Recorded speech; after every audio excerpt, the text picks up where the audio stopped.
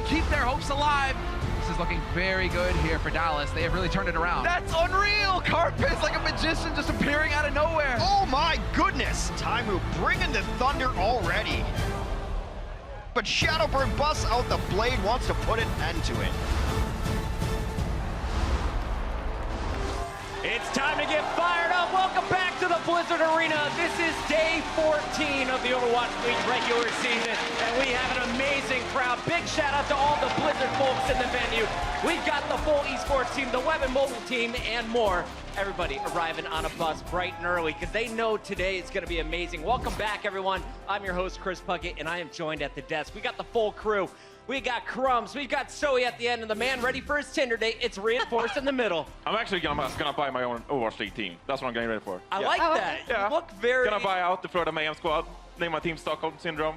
You know, Stockholm Syndrome from the Swede. I like where we're going with this already. Let's get into the league standings. If you guys missed the action last week, well, it started to get a bit crazy. The upsets started coming in, and now you'll see Seoul Dynasty, the NYXL, and London Spitfire are all at the top at 5-1. But right behind them after their performance yesterday are the Houston Outlaws and the Valiant. Fusion still in the running at 4-3. And we have the London versus Seoul matchup that is going to be absolutely wild because we know that the Seoul versus New York was crazy when they went to Game 5. Same thing's going to happen here today. Absolutely. Let's get into today's schedule. We're starting off with a banger. It's going to be the Philadelphia Fusion going out against the Dallas Fuel. A little bit later, the Shanghai Dragons looking for their first win against the NYXL. And we close it out with the match I know everyone drove in for. London Spitfire, Seoul Dynasty, the battle between two of our top three teams, close it out the evening at 6 p.m. Are you guys ready to get this party started? Clap those thunder sticks and put your hands together for the Dallas Fuel. Excuse me, it's the Philly Fusion coming out swinging first.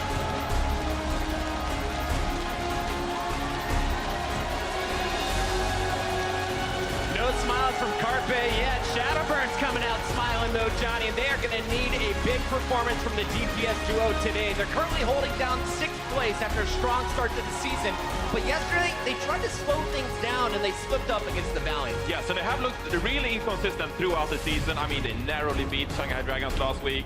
They got reverse swept by the Los Angeles Gladiators, and they narrowly beat the San Francisco Shock as well.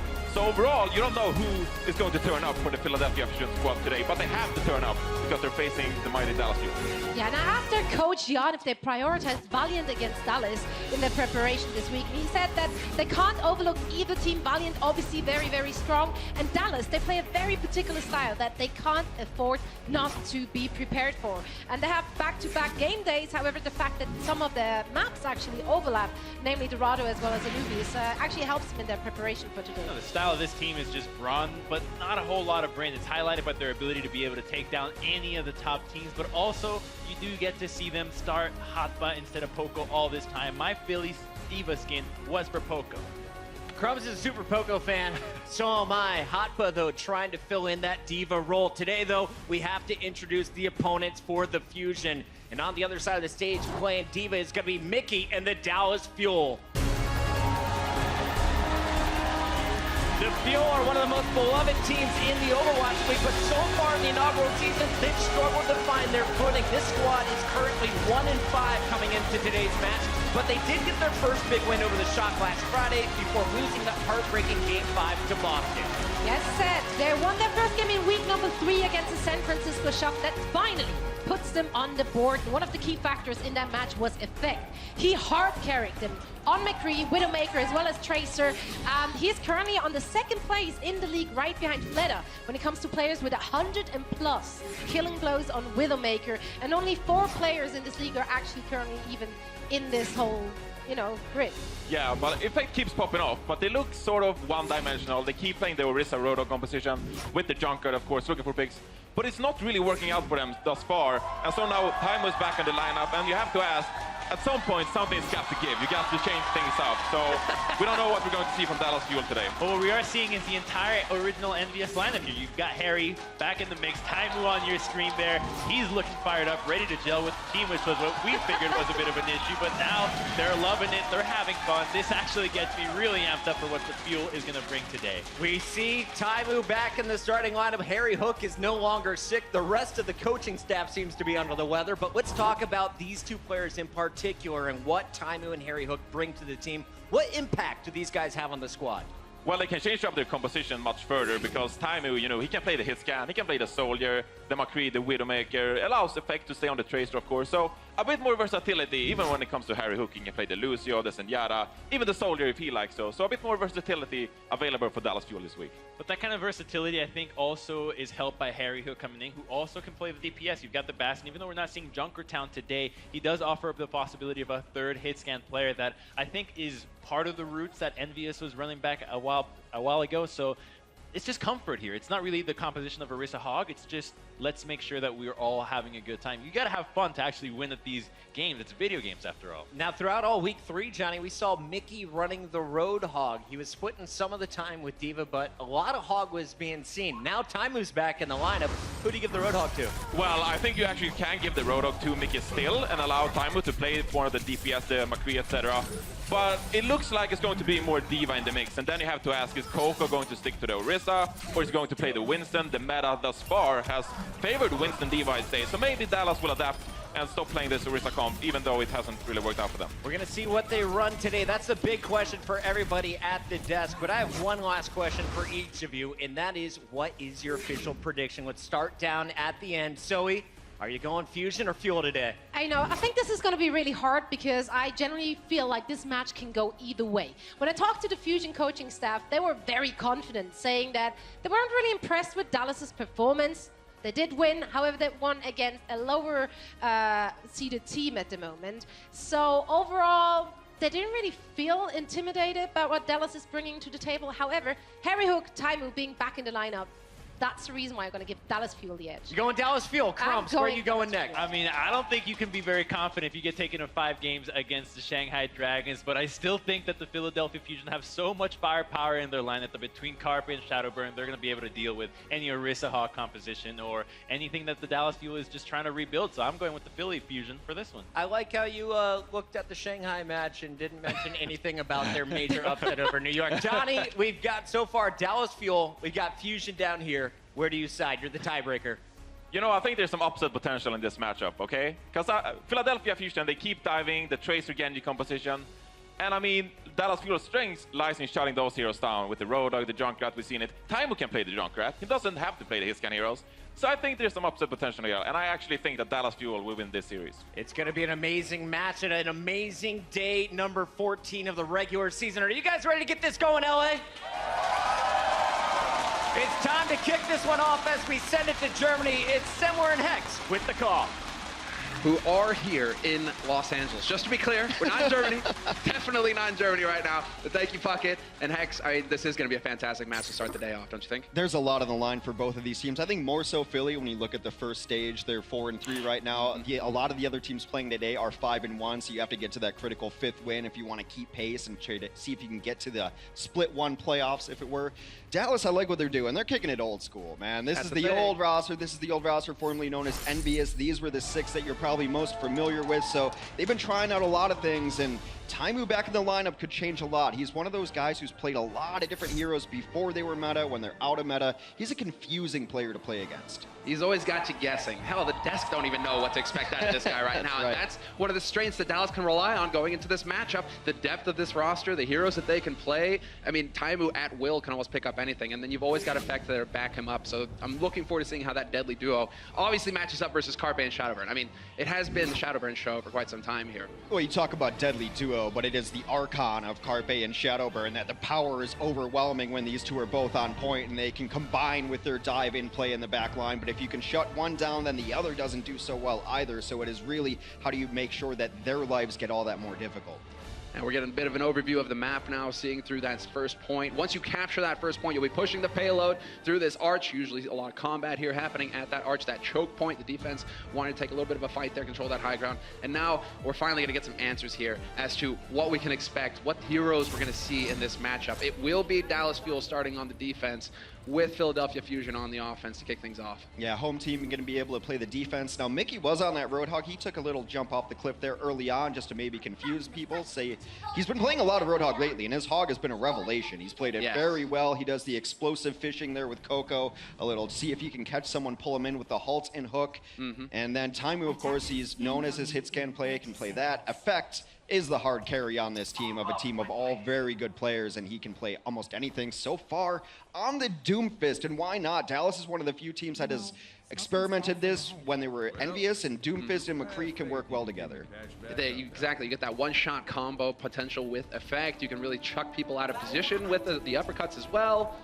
The reason that you run McCree and Doomfist, or the McFist as we call it together, is that Doomfist is really, really vulnerable to a Pharah. So the McCree is going to be really helping out by putting some pressure on Shadowburn over the top so that Effect doesn't have to worry about eating rockets. Well, action begins now because we have begun the match. Philadelphia Fusion on the offense, as you guys can see, and Hoppa not waiting any time, just goes charging straight in, but I like it. We're going to get eyes on Effect. It's not every day we get to see a Doomfist in play, and so I'm very curious to see how he positions himself here to get the most impact out of that fist. One of the big questions for Philadelphia coming into this is, are they going to be able to keep their tanks alive? Not a great sign that Fraggy was the first to die there. They spent a lot of resurrections on him yesterday. This time he died too early and out of position.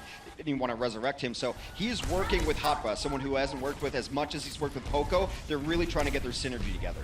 And something that's worth pointing out here, in case you're wondering, you know, those resurrects, key word. We are playing on the old patch here, and we'll be closing out stage 1 on the old patch. And so just keep that in mind. Mercy, Valk has not been changed. And there we go. Effect pins Fraggy into the corner. Not going to be possible to get that resurrect off, and it looks like Philadelphia Fusion going to be giving grounds yet again. Effect just going to barely miss, but he's fine with that. Although, as I say that, Shadowburn comes out of nowhere and entombs him. Doomfist has no answer to a bar in the sky, and now a Taimu and Effect both out of the fight. Effect gets brought up by Chips. That is his one res. Chips can pop Valk. Again, old patch. He's going to have another res available if he wants it, but I think this damage is too much. Shadowburn will put the finishing blows on it. Justice reigns from above. Philadelphia very likely taking first point. Yeah, Mickey trying to do the best that he can here to stall things out on that point, but he's not long for this world. And I mean, yes, a lot of focus on Effect because he's playing the Doomfist, but Taimu was going to be the linchpin there to keep that Pharah in check. And Taimu not quite feeling it. You got to keep an eye on him to see what kind of level he's going to be hitting today. You want to talk about how Feast or Famine Doomfist is? He's got 191 total damage. Jeez. That's a kill somewhere in there, but 191 damage so far. As Effect is going to stay on this Doomfist. A lot of this is going to be on Taimu. Can he put enough pressure on Shadowburn that he doesn't feel comfortable sitting back here? You really would love to get Shadowburn off of this Pharah. Well, Chipsan's already got the Valk, but taking some damage here from these rockets allows for Harry Hook to try and get that Transcendence a bit faster, so we'll see if that has an impact here as Shadowburn continues to reign supreme in the skies. And Chipsan will have popped the Valk to get Taimu back in this fight, but we already have Neptuno using his as well, so it is balancing out between both teams. Both Valks are out. Watch out for Neptuno. He's the best battle mercy in all of the Overwatch League right now. Shadowburn goes down, brought back to life. We're still even on both Valkyries will finally expire. Next, the deaths will be permanent. Effect is trying to make himself a tough target to get on. You can see Hotba having trouble tracking a Mickey with the self-destruct just to create a little bit of space here, but Hotba out in the open. It does look like they will be able to hide from it though. No kills for him, but we still see a bit of a trade back and forth. And Philadelphia Fusion, they are getting stalled out. No direct kills from it, but they ended up taking out Chips on the other end of that because he had to hide away. Fraggy was able to find him and take him down. However, they don't feel confident enough with that one kill to keep pushing. It's been a very solid door hold so far from Dallas, and it's interesting to see that Chips is, or that Coco, excuse me, is on this Winston. Still, he's kind of trying to make up his mind. When does he drop down there? Doesn't want to use the jump pack quite yet, and he is going to use it, in fact, just to clear out, get back with his team. He's allowing Mickey to have that presence on the point, trying to stall out that cart, stop him from making progress. As Effect goes leaping in, Effect looking for an opening here. He's got to be careful. He is so mobile. Very hard to pin down a Doomfist, especially when he's got the orb on him. It actually great synergy there. He needs his own healing, and then it allows him to be more aggressive. The more aggressive Doomfist is, the more shields he gets. He gets shielding based on the amount of damage he does. That's why he's able to combo. If you've ever played a fighting game, then Doomfist is probably the hero for you.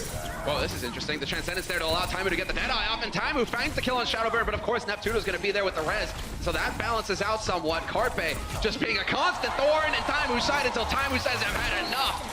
And Carpe is finally out of the fight here.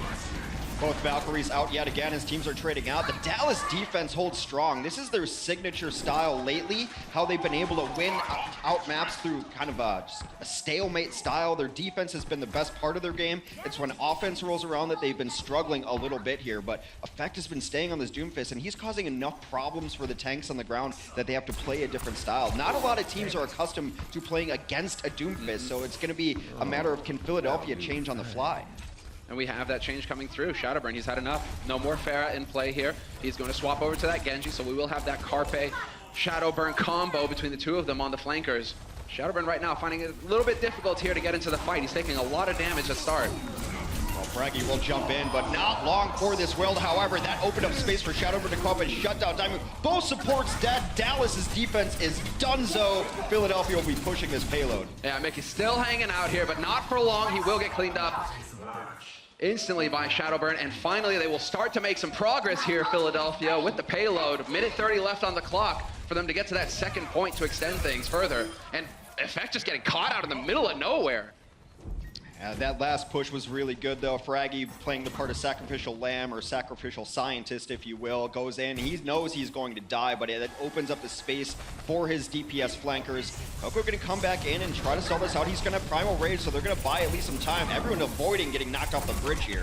Effect having trouble right now with the ultimate use, not quite connecting, although there it is. The Pulse Bomb not quite going to hit anything either here for Carpe, but he's staying alive and he's just pumping damage in, and that's the beauty of Tracer. He'll have another Pulse Bomb sooner. Now Shadowburn only going to get the one kill with this Dragon Blade, though, but right now things seem to be favoring Philadelphia Fusion as far as the kills are concerned. Going to be interesting to see if Dallas wants to double down here and use Valkyrie into the fight. They do just that as Chips comes out. Will bring Effect back to life. They really want to hold on to the second point, and they should. Only 30 seconds left. If they can hold this, very likely they will stop the cart right here. Both tanks working as a duo together. Mickey staying on the point, and you've got Chips healing from on high as well. This is definitely proving to be a difficult defense to crack here for Philadelphia Fusion. They're getting worn out, and they've got a farther distance to run, although Mickey will find the kill on Neptuno. That is huge, and that is certainly going to bring it to a halt here for Philadelphia, although, as I say that, you still have Fraggy who's hanging around on that point. Both these tanks are so low, though, and without a giant source of healing, they're going to be in trouble, but they take out both of these supports for Dallas yet again. Philadelphia trying to get this out. Shadowburn at a sliver of health comes in, but he will die to the man with the glasses in hand. Dallas holding on. Unbelievable that Coco gets the Primal Rage at the nick of time, knocking him back as well. Neptuno just barely dashes in time to tap the cart and keep the overtime burning. But Dallas Fuel, they are here. Chipsayan is back in the fight there to keep his teammates alive as well. And it's just going to be a stagger kind of play here for Philadelphia Fusion. The longer that wick burns on the overtime, the quicker it's going to go. They need to stay alive, and the Primal Rage right now working out for Fraggy. A nice Primal there for Fraggy to keep it alive, but now it is just Shadowburn and Carpe on the card. Can they combine for the kills they need? Shadowburn, some gymnastics off the edge. Not enough! Dallas holds on to second point right outside the gate. That is huge for Dallas. Able to get that signature defense in play. You pointed that out as well, Hex, and they have been struggling a little bit on the offense, but they're also a team, I think, that lives or dies by like the mood, the confidence that they have going into the match on the day, in the moment. And while, you know, you saw them goofing around at the start, that's just signature Dallas feel, right? Taimu, Mickey, you can never keep those guys down.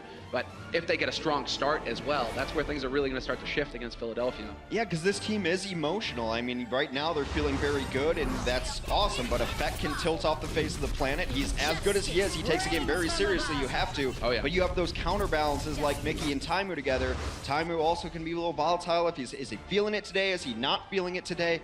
What I love about Taimu, and it's what I call the Taimu effect. Okay. That he plays these different heroes, and that allows Effect to get to the back line, because the other team has to deal with them. He was playing Widow before Widow was good, before we came to the Overwatch League and everyone's at 0 ping on the LAN client. But he would play it because the other team has to go deal with it, and when they go deal with it, Effect's like, thank you, I'm going to feast on your backline now. Exactly. I get all the space. And I mean, you got to bring up Effect as well. You're right. He had a very slow start on the first point. Now he's up there, hanging in there with Taimu as far as damage dealt, as far as eliminations and final blows. He's pulled ahead. And so that Doomfist, in the end, really worked out for him on that second point defense. He was able to find impact there. And so now we're going to be swapping sides rather, as Philadelphia Fusion will pass over onto the defense. Dallas Fuel on the offense. And I'm curious to see if Taimu stays locked in on that Widow right now to start. There's no character with two more different sides of the same coin than Doomfist. Sometimes you go in, you miss your punch, you look silly, you get eliminated. 0. Sometimes you go in, you get your punch, your uppercut, then you're flying down, you get another kill. He's so snowbally, you can win fights alone as Doomfist and get 3 kills, and sometimes you look silly. Effect found it later there. Taimu on his signature Widowmaker, and they know this now. Shadowburn's life is going to be difficult. He has to play further back on the Pharah now. You can see instantly. Taimu, unfortunately, you know that that's exactly what he wants to punish because we've been seeing that a lot from Pharah players. Yeah, the track, and Taimu not going to connect with the shot. There was a golden opportunity to really wreck the defense early on here, but Philadelphia Fusion, they should be able to stabilize now that they've changed up their positioning to deal with this Widow. It's kind of odd to see a Widow track like that. Most Widow players play flick shots just like that, so Taimu getting warmed up. A flick shot being very fast movement, you rely on your muscle memory rather than trying to track like, say, a Tracer or a Zarya aim would track. Well, he's hitting shot after shot, but he needs those critical blows right now. He needs the headshots here to make the difference. Not going to get the scope in play there for the kill on Fraggy, but that's solid. Neptuno will be able to get the res off, and he's spotting him. Taimu's now going to get these guys boxed into the room. If Neptuno shows himself, he's going to be in a bit of a tight spot. Back in the corner, Chips brings up Effect to try to get back in there. Effect takes down Boombox, who's been his favorite target so far, but Shadowburn has enough of time, who knocks him off the edge. This one's on a razor's edge. Effect tries to zone out, but not so much just yet. Philadelphia is still holding on strong, and I think they might have enough to repel the Dallas offense. They do. Oh, man, Effect, if you get out of here and what, yeah, never mind. Carpe going to hunt him down in the end.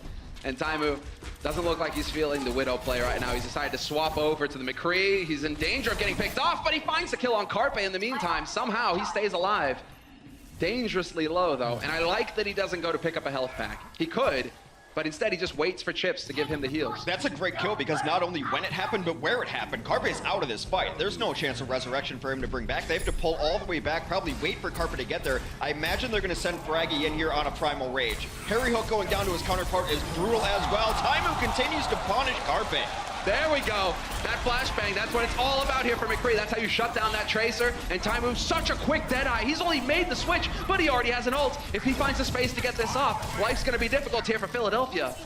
Oh, they're already putting a lot of pressure on the point, and it's just very low tanks here right now. Shadowburn has come back into it, takes down Effect. A couple of swift kills keeps Philadelphia into this brawl. Shadowburn over the top on Taimu, and again, at the 25th hour, Philadelphia's defense shows up. Only 90 seconds left on the clock here, Semler. Shadowburn, the hero in the end. Definitely thinking that that was going to spin out of control, that Dallas would get that cap. They were so close.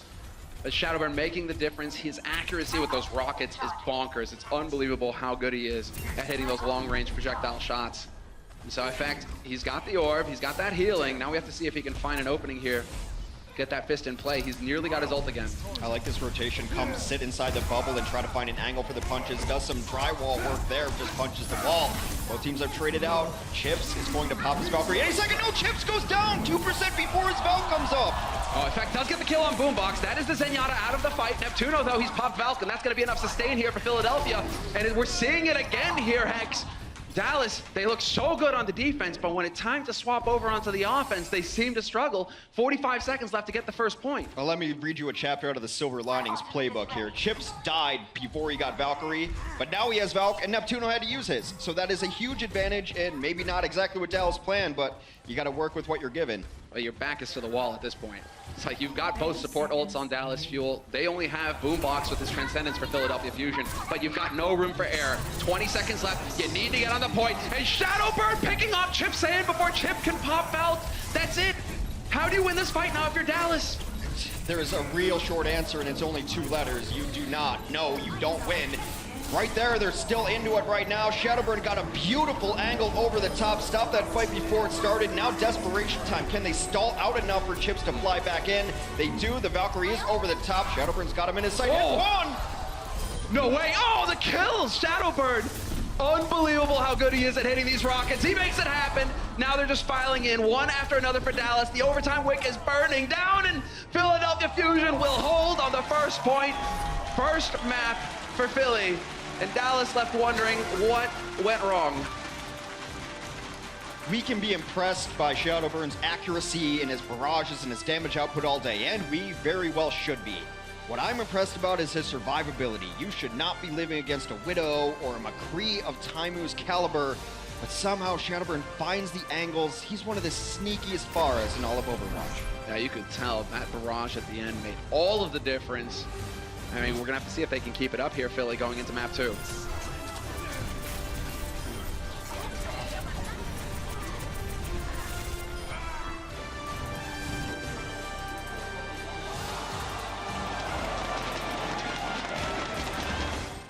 The Overwatch League is brought to you by Intel, the official computer processor of the Overwatch League.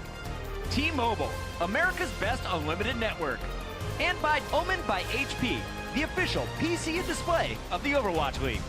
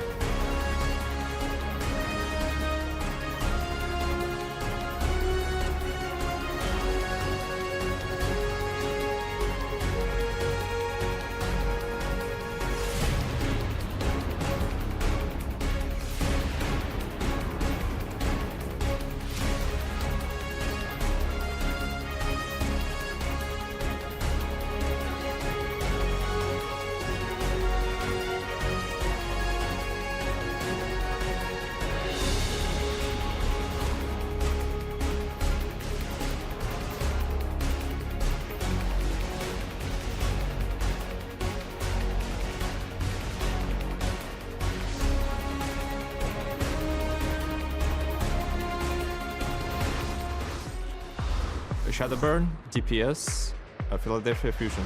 It was the DPS Shadowburn that had everyone's attention. I really like Genji. I feel like it's reliable hero, really mobile hero. That's one, that's two, that's three! Shadowburn going wild with this Genji. We had some disadvantage because we just like getting used to each other right now. But I think many teams underestimate us, which probably makes us stronger. Shadowburn just can't seem to miss right now. The Philadelphia Fusion bring us second massive upset of the day. Korean gamers are really good players, and I'm really excited to see them, to play against them, maybe learn something from them. Shadowburn is going to become the unstoppable juggernaut again.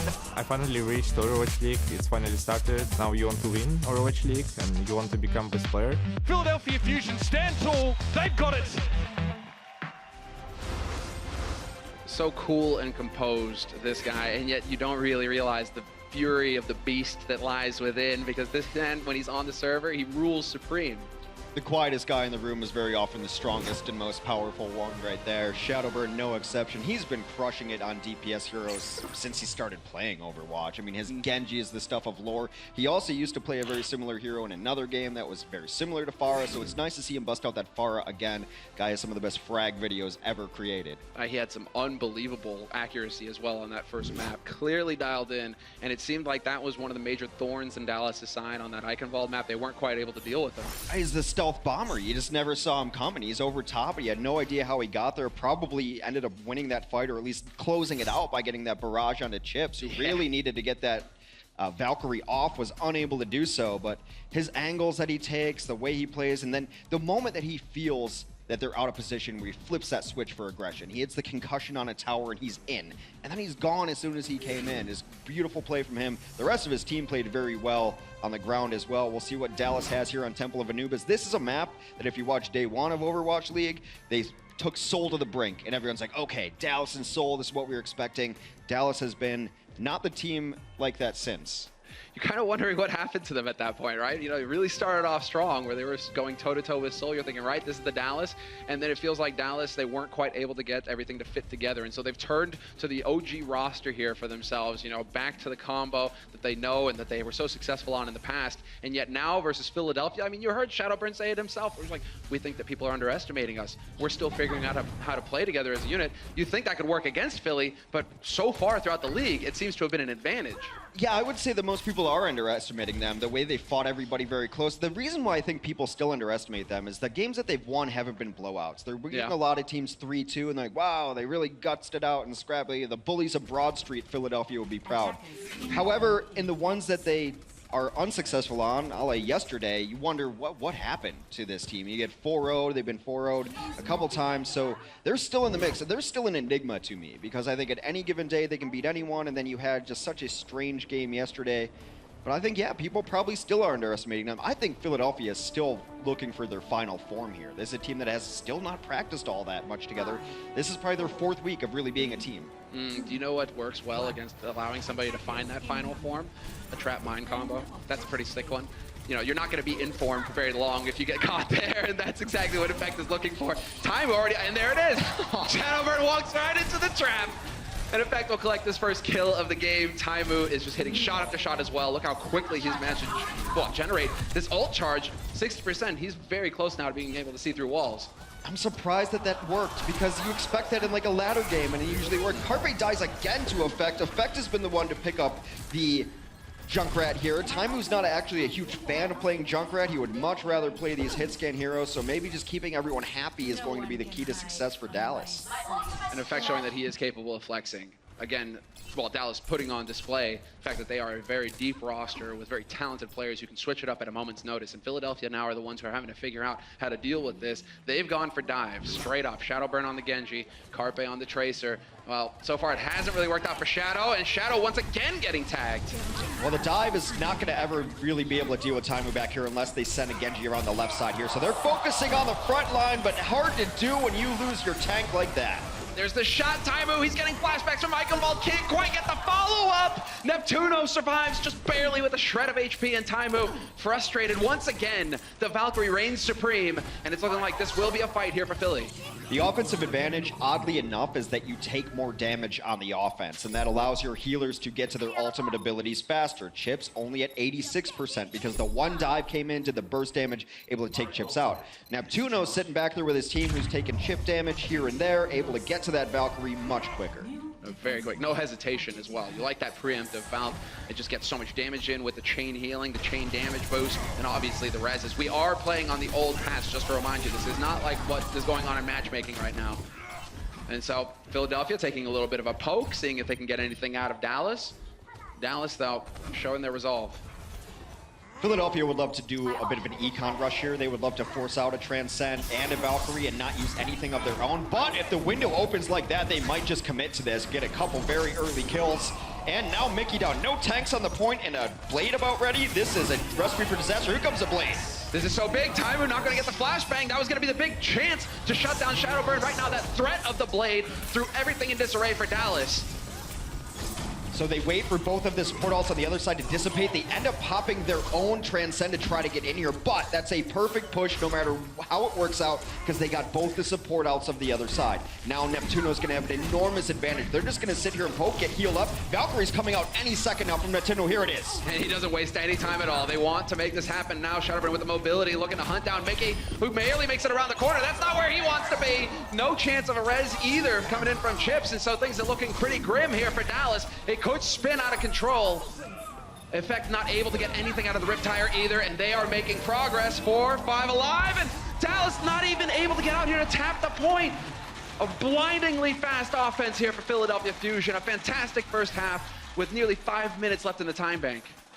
There's a perception of this Philadelphia Fusion team that they simply overwhelm people with their power, that they are just stronger and they just push, and they're not necessarily the smartest or most well-coordinated team. That push towards the end is the exact opposite of that. They knew what they wanted to get out of the other team as far as making them use ultimates. They did just that, but then they're still in there doing enough poke, taking enough damage so that Neptuno can get that charge quickly enough so that the small advantage of the kills that they got and the Transcend and Valkyrie being used are able to be capitalized on immediately. Such good positioning. They pull back a little ebb and flow there, and the brains of that push is what got them that point with nearly 5 minutes in the bank. Just not dying is a big help as well. Yeah, I mean, Boombox died once. Neptuno didn't die, well, a single time, whereas Chips and Harry Hook both died twice. So that's less healing for your team on Dallas, and that definitely puts your team behind. Whereas you've got Shadowburn, who's dropping 7 final blows already. You know, he's definitely warmed up. Eichenwald, you know, that was him jogging in the morning, you know, cup of coffee. Now he's arrived at the office, Hex. He's here to do work. And so we're going to see can Dallas, you know, put this man out to pasture or not. They're going to swap onto the offense now. 30 seconds left, so they have some time to discuss to get things rolling here for Dallas. Whereas Philadelphia, they'll be on the defense. Do you see anything throwing you off here to start? No, but some interesting stuff. Generally, you see Fraggy on, you know, Reinhardt and even at Winston. He's going to play an Orisa for this first point, and his other tank compatriot, Hotba, will be playing a Roadhog. So not something that you always see. A lot of people still like to run a Diva here because of the necessary high ground. These are not high ground tanks, is why it's so surprising. If they have to rotate and fall back, there's no stairs for them to climb up in. If this first point hold doesn't work on these small stairs, they're going to fight right on the point. With that barrier, short cooldown for it as well for Fraggy. It is a possibility that could set it up for Carpe as well to give him that mobile defense, allow him to just sit there, take shots. Taimu has gone for the Widow as well, and so they're going to be playing that dance now, trying to figure out how to make it work. But surprised to see that Taimu isn't swapping off. Well, I think Effect is going to make the call, because Effect does a triple blink up top, trying to get to Boombox, who's way back there.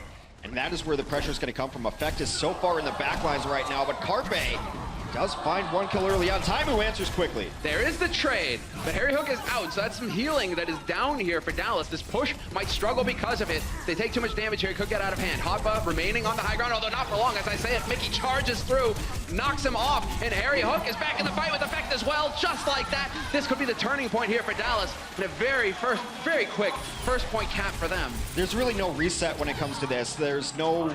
Once you get knocked off the first ledge, you're not going to be able to get back up there, and you saw as soon as the tanks get knocked off there, even Boombox, who was sitting the high ground of the back, got pressured early by Effect, and once one cog in that system falls down, the rest of it collapses around it. Well, perhaps we're going to get a glimmer of that Dallas fuel that we saw in the first week, where they really took it to Seoul and were able to go the distance in multiple rounds of overtime versus one of the very best teams in the league. Anubis may be one of those playgrounds, although there's the pulse. They're going to be able to get out of harm's way, though. Fraggy having to give ground here. He's at risk of getting hunted down by Effect, and Effect follows through. Nice stagger there from him. They are still coming in, it seems. Hoppa is already in there, and I think Neptuno, yes, has popped his Valkyrie already, even losing Fraggy in a very odd position. So very interesting that they're going to try to continue with this push. It seemed like it was all going wrong, and they still committed to it. I'm glad that we're following Effect right now, because this man keeps finding himself in the perfect position to capitalize on Philadelphia Fusion overextending, perhaps. Getting that punish in there. Shadowburn will be able to res in just a few moments, but we do have the infrared in play here for Taimu. His team can see through walls, and that's certainly going to help when it comes to hunting down Carpe, who is looking for a flank in the back line. Yeah, not necessarily going for that finish. He knows the DPS is needed up front here instead, as long as he can deter Carpe in the back line. That's all he's trying to do, just check him. He's not going to go for this kill. He's got to come back and help his team. He's such a huge source of damage. Meanwhile, Taimu has killed two, including the all-important Mercy on the other side of things. In effect, just barely in there, and he gets the kill in the end. But the problem Primal Rage will get popped by Fraggy, so definitely not the target you want to stay on for now, at least. Better to get onto Harry Hook, perhaps, or on Boombox, see if you can find anything there. As Taimu, once this is the perfect spot for Widow as well, all the way up in the high ground. Such a tough target to get to, and if you step 1 inch out of line, Taimu's there to take your head off. And there's no way they can even commit the resources to go back there and get him. If you do so, you're leaving your tanks off the point. The only person to get back there is D.Va. It is simply Duck Hut back here in Philadelphia playing the unfortunate role of the Ducks. Oh, however, the things are changing though. Taimu missing a few key shots there might have been the turning point for his team because eventually they do get cleaned up. No, Fraggy, he's not there anymore. I think he actually gets the headshot on Fraggy there, but then Fraggy is fine with that perhaps because he can back off, give that healing over to Neptuno, start charging up that ult again. Here's the thing, Neptuno really needs that healing as well. He'd switched to Moira partway through that fight to get back to the point quicker and perhaps help out with a little damage there. So now he's just made the switch back to Mercy. Means that they're about 40% behind on their Valkyrie charge, which is enough window for Dallas to complete this offense. Revenge for the first half there, the pick. Shadowburn dancing it on the edge, and Taimu gets him in the open in the end, finds the kill, and Mickey's there to take down Fraggy as well. This might be the moment here for Dallas where they can kind of spin this out of control. A complete fluffed self-destruct there from Hot, but not going to find anything on that point. We got knocked out of the way, got pushed out of the way and booped into the corner. That means that self-destruct got absolutely nothing. Taimu going to have a hard time finding damage here, going to try to take headshots so that he can get his infrared sight up. Harry Hook goes down, but Chips brings him right back to life because he's popped Valkyrie. Neptuno's still 30% away. Yeah, this is the big moment here perhaps for Dallas. They have that ult advantage. They do have the throughput. Mickey just goes charging in, hoping to get into the back line. He's calling for support from his teammates, and Effect is there to lend a helping hand. Pick up the kill on Boombox. Coco reigns supreme as well, and Shadowburn trying to make the difference here with the Dragon Blade. He will find a kill on Harry Hook, and they are just all over the place. Shadowburn reigns supreme, making the difference here for Philly. Dragon Blade's going to be good enough. They only have 2 alive left here. Effect trying to just hard carry. It's 1v2. Effect does take down 1. And he is punished quick by Carpe. Philadelphia Fusion now holding, and they've equalized their support ultimates. Again, we're on the older patch, so Mercy does reign supreme. Valkyrie the strongest ult in the game. Shadowburn's been able to shut it down, but the next fight is going to have Philadelphia with a Valkyrie while Dallas still working their way towards them. That's so horrible if you're Harry Hook as well. He's just thinking, please stop shooting the Genji that is reflecting everything into me right now. But doesn't matter, doesn't happen, and well, Shadowburn, he wins that fight handily for his team. A little bit of help from Dallas. Looking for that target again, Taimu. Gonna be able to make it out alive though, Shadowburn. He is getting hunted here. Mickey trying to pour on the pressure, and Coco with the follow-up as well. Had a little bit of trouble there. He had all his cooldowns down, but able to just ninja jump away into the corner, so he'll be alive for this next fight. See if Mickey can find himself a self-destruct. They've waited and bought their time here because they wanted to fight with Valkyrie up. Carpe says, nope. You wasted your time trying to build that up because I'm just going to kill Chips right away. Chips herring Taimu down. This fight, for all intents and purposes, is over. They're doing a great job right now, Philly, of just letting him. I mean, sure, you start making progress, that's fine. But if we obliterate your backline in the meantime, you're not going to have any throughput. You're not going to be able to hang around for long. And with 2 minutes nearly left on this clock here for Dallas, they are definitely going to start feeling the heat. And look at the situation for the ults now for Philly. Both support ults ready to go for this next fight. What's interesting is about the 2-minute mark is it is that 2-minute warning. If you're going to switch heroes, do it now because 2 minutes is essentially when you can build up an ultimate for almost any hero. Effect has switched to Reaper to that extent, trying to build up a Death Blossom for the final push. I mean, there is a way to cancel out Fraggy, who can get caught out of position, and sure enough, Fraggy will get found by Mickey. Shadowburn, though, in the back line. He's nearly got the Dragon Blade again, and there it is. Instantly picks it up, manages to back out as well. Doesn't care about the Discord Orb. If he stays hidden, it will fade. And Neptuno in the meantime. Neptuno finding the kill on Harry Hook. I don't know why you're surprised. Neptuno pulls out that blaster. He is the guy who likes to pull it out the most, is able to get the most kills in the Overwatch League on Mercy. Chips brings Effect back up. It seems like they're really going all in. Effect is nearing his Death Blossom. It could be a closeout ultimate. Well, this could be making the difference because both support ults have been used now. That trance is out, and so that sets it up perfectly for the Death Blossom. And for sure enough, he will find the kill on Neptuno and the follow-up, the D-back on Hotba, the turning point. Perhaps here for Dallas with the backline dead. Boombox doing the best he can to stay alive, but it's not for long, and the self-destruct will force him off the point. Dallas Fuel will tie it up 2-2 in the end. And Effect, the patience with that Death Blossom, just outlasting, outweighting the Transcendence. Knew exactly when to use it to get the most impact, but that really doesn't leave Dallas much time to work with here in the bank. Only a minute left. Not at all. But it was that 2-minute warning when they decided what is not working, what do we have to switch? Because you like to have switches, but you also like to have ultimates. And 2 minutes Ults are good, I hear. Yes, I heard that sometimes pressing your ultimate button will win you the game. Effect switching over to the Reaper, it may not look like a lot, but he was able to take down the opponent's Mercy, which is everything still, and then he softens up the rest of the targets. Also huge zoning potential there too. And even without the Death Blossom, this is a map that we see Reaper on more than any other map, especially offense and closeout maps. The biggest thing about Anubis is that the defending tanks can get back on the point and stall out so quickly. And Reaper kills tanks not only efficiently, but extremely quickly. So that stall out isn't there, is a great closeout here for this point. A nice, intelligent switch towards the end from the Dallas Fuel. So curious to see how Philly will respond, seeing as how we will have them swapping over to the defense here to start things off. We saw how Carpe was effective with the Widowmaker, at least for the time. So he will be on Widow once again, and they do look like they want to try and change it up perhaps and have that high ground presence. And this is a strategy that we see quite a bit right now. Defense Anubis, you get that barrier up there. It allows for Carpe to have a safe place to just set up shop and go to work. You build the ice wall of the north so that Orisa can climb it, get up there, set up the shield, and once you're up there, it's very difficult for the other team to dislodge you. Woo! Styling! Fancy tech here. We'll see what Effect wants to do with it. I mean, this is no longer just a joke Doomfist. He's waiting for some very specific moment to come around the corner, maybe uppercut, and then land on top there. That'd be a unique variation of the .com. There it is! Unbelievable. Manages to make it work. Gets the kill on Shadowburn to start as well. Hotba, though, he will find the kill on Chip Saiyan. That might ruin it here for Dallas Fuel, who don't have a whole lot of time to work with. They are making progress on the point, but it will be contested, sure enough. Hotba staying alive, but Taimu winning the duel versus Carpe might make the difference. Effect now finds himself very out of position. I wonder if the other team saw him. If so, they were going to hunt him. They are doing just that. Effect will go down very deep in the back line. That push was such a cool idea. It's a matter of millimeters that if he's able to stay up there instead of falling down, he gets another punch in, and that could be a whole different story for the offense. And that barrier is a nightmare right now. Not able to find the kill on Neptuno, who can almost just heal at will. Fraggy will even reposition the barrier, give his team more room to work with. All they know is exactly that they need to find one key kill. Chip Saiyan getting caught by Shadowburn could be the deciding factor here, as Dallas Fuel are just going to launch themselves bodily onto that point. Effect, well, he's certainly doing work, but Neptuno will be there to undo it. Boombox back into the fight thanks to Valkyrie and Carpe as well. This surely has to be it here for Philadelphia Fusion. Mickey will be the last man alive. Harry Hook trying to lend a hand, but it's not going to be enough. And overtime will take out a full hold here for Philadelphia Fusion on the first point.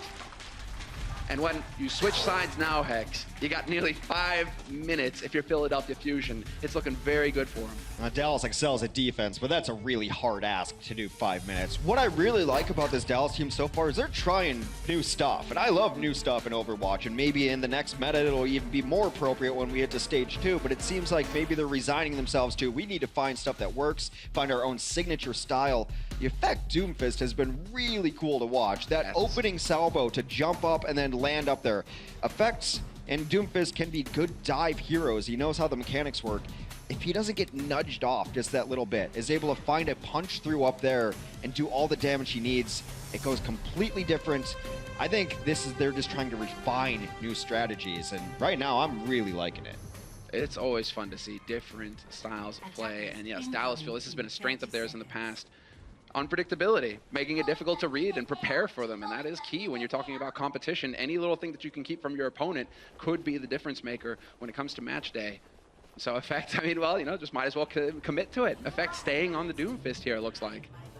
Well, you're not going to get better by something by not doing it, so why not keep running it, see what the other team wants to try to adjust towards it. And I like it. I think maybe they might have resigned themselves a little bit, but I think this is probably something they practiced a lot. This is also a strategy that they've run previously in contender seasons. I mean, the Doomfist is not necessarily brand new for Dallas. We'll see how effective he will be here on that first point. Hold, you can see by the little yellow triangle there by the letter A that they really don't have much to do here, Philadelphia Fusion. Not a whole lot of pressure on them. They need one good fight. You can see Shadowburn trying to scope it out the defense. Now he's got the full picture here. He's spotted out his targets, and so he'll be on that flank. Taimu not going to be able to make it out of, or at least gets reflected. Shadowburn's going to have to go back. He ate a poison mine there, so he was just ticking down, and he's also able to be seen by Taimu, which was the issue that prevented him from really deep diving. Shadowburn finds the angle, though, and somehow just finds more shurikens. He is so effective at charging ults as well. Shadowburn just has that Dragon Blade. He can be really patient here. Just hope to find a target. He's got his deadly duo. His twin in destruction. Carpe at his side. Taimu catching shurikens to the face. That's never pleasant. But Chip Sayan will be there to turn it around. He will get the heals off. And in the meantime, Effect has removed Neptuno from the map. And so that will be the difference maker here. Philadelphia will have to back off. It may seem like meaningless poke sometimes to be throwing those shurikens where there's going to be healing there, but in that moment, they'd lost all their healing on the ground because it forces Chips to come up and go heal Taimu instead of staying on the ground, so it does open a small window. It's those very small opportunities that Philadelphia needs to take advantage of, but I think Philadelphia is playing the game right now where they want to bank up ultimates. That's really all they're doing. They had all the time in the world, still over 3 minutes on the clock to just get about 40% of first point. Yeah, Neptuno just picked up his Valkyrie. Everybody else practically within 10% apart from Fraggy. He's a little bit farther away from getting that ult in play. Carpe, if he gets the stick, that would have been big. Not gonna happen though, but that does force them to change up their positioning, and Hotba will find the kill on Effect. That forces Chip Sayan's hand. An early Val. Neptuno has used his, however, as well, and so that will balance out. Now it's gonna rely on Harry Hook and Boombox here. Who's gonna use the trans first? And Boombox decides to pull the trigger, trying to keep his teammates alive. As they continue to push forward, it's okay for the offense to be trading in this situation. Valkyries are going to be popped from both sides, but both will dissipate. Trades favor the offense because the walk back distance is a little bit better, so they're going to try to get a little bit of progress. No permanent progress so far. Carpe, though, has found his targets in the backline. Open up, no more healing for Dallas. This could be the difference. Hotba will find the kill on Mickey. No remake. They will get stalled out, and this is going to be the turning point here. Philadelphia Fusion will lead the series 2-0 going into halftime. Dallas once again finding themselves with their backs to a wall. One more map loss and they lose the series. Coming up a little bit short on offense again, down 2-0. Will they continue to experiment? Will they go back to tried and true? This is the tried and true roster of the Dallas Fuel. Just a matter of finding the right composition to beat the competition. Chip saying, that must have been a feel-good moment. Not every day you get to see the Mercy, you know, put it down to Genji. Shadowburn, that's right, I was behind you, Ninja. Go back to ninja school. Nah, didn't work. Chips, he's on the ball, and he is making a difference for Dallas, but this is still possible here for the Dallas Fuel to run it back. We've seen this kind of magic here before at the league. It's gonna be up to Carpe, Shadowburn, and the rest of the Philadelphia Fusion to put a halt to that and collect their win.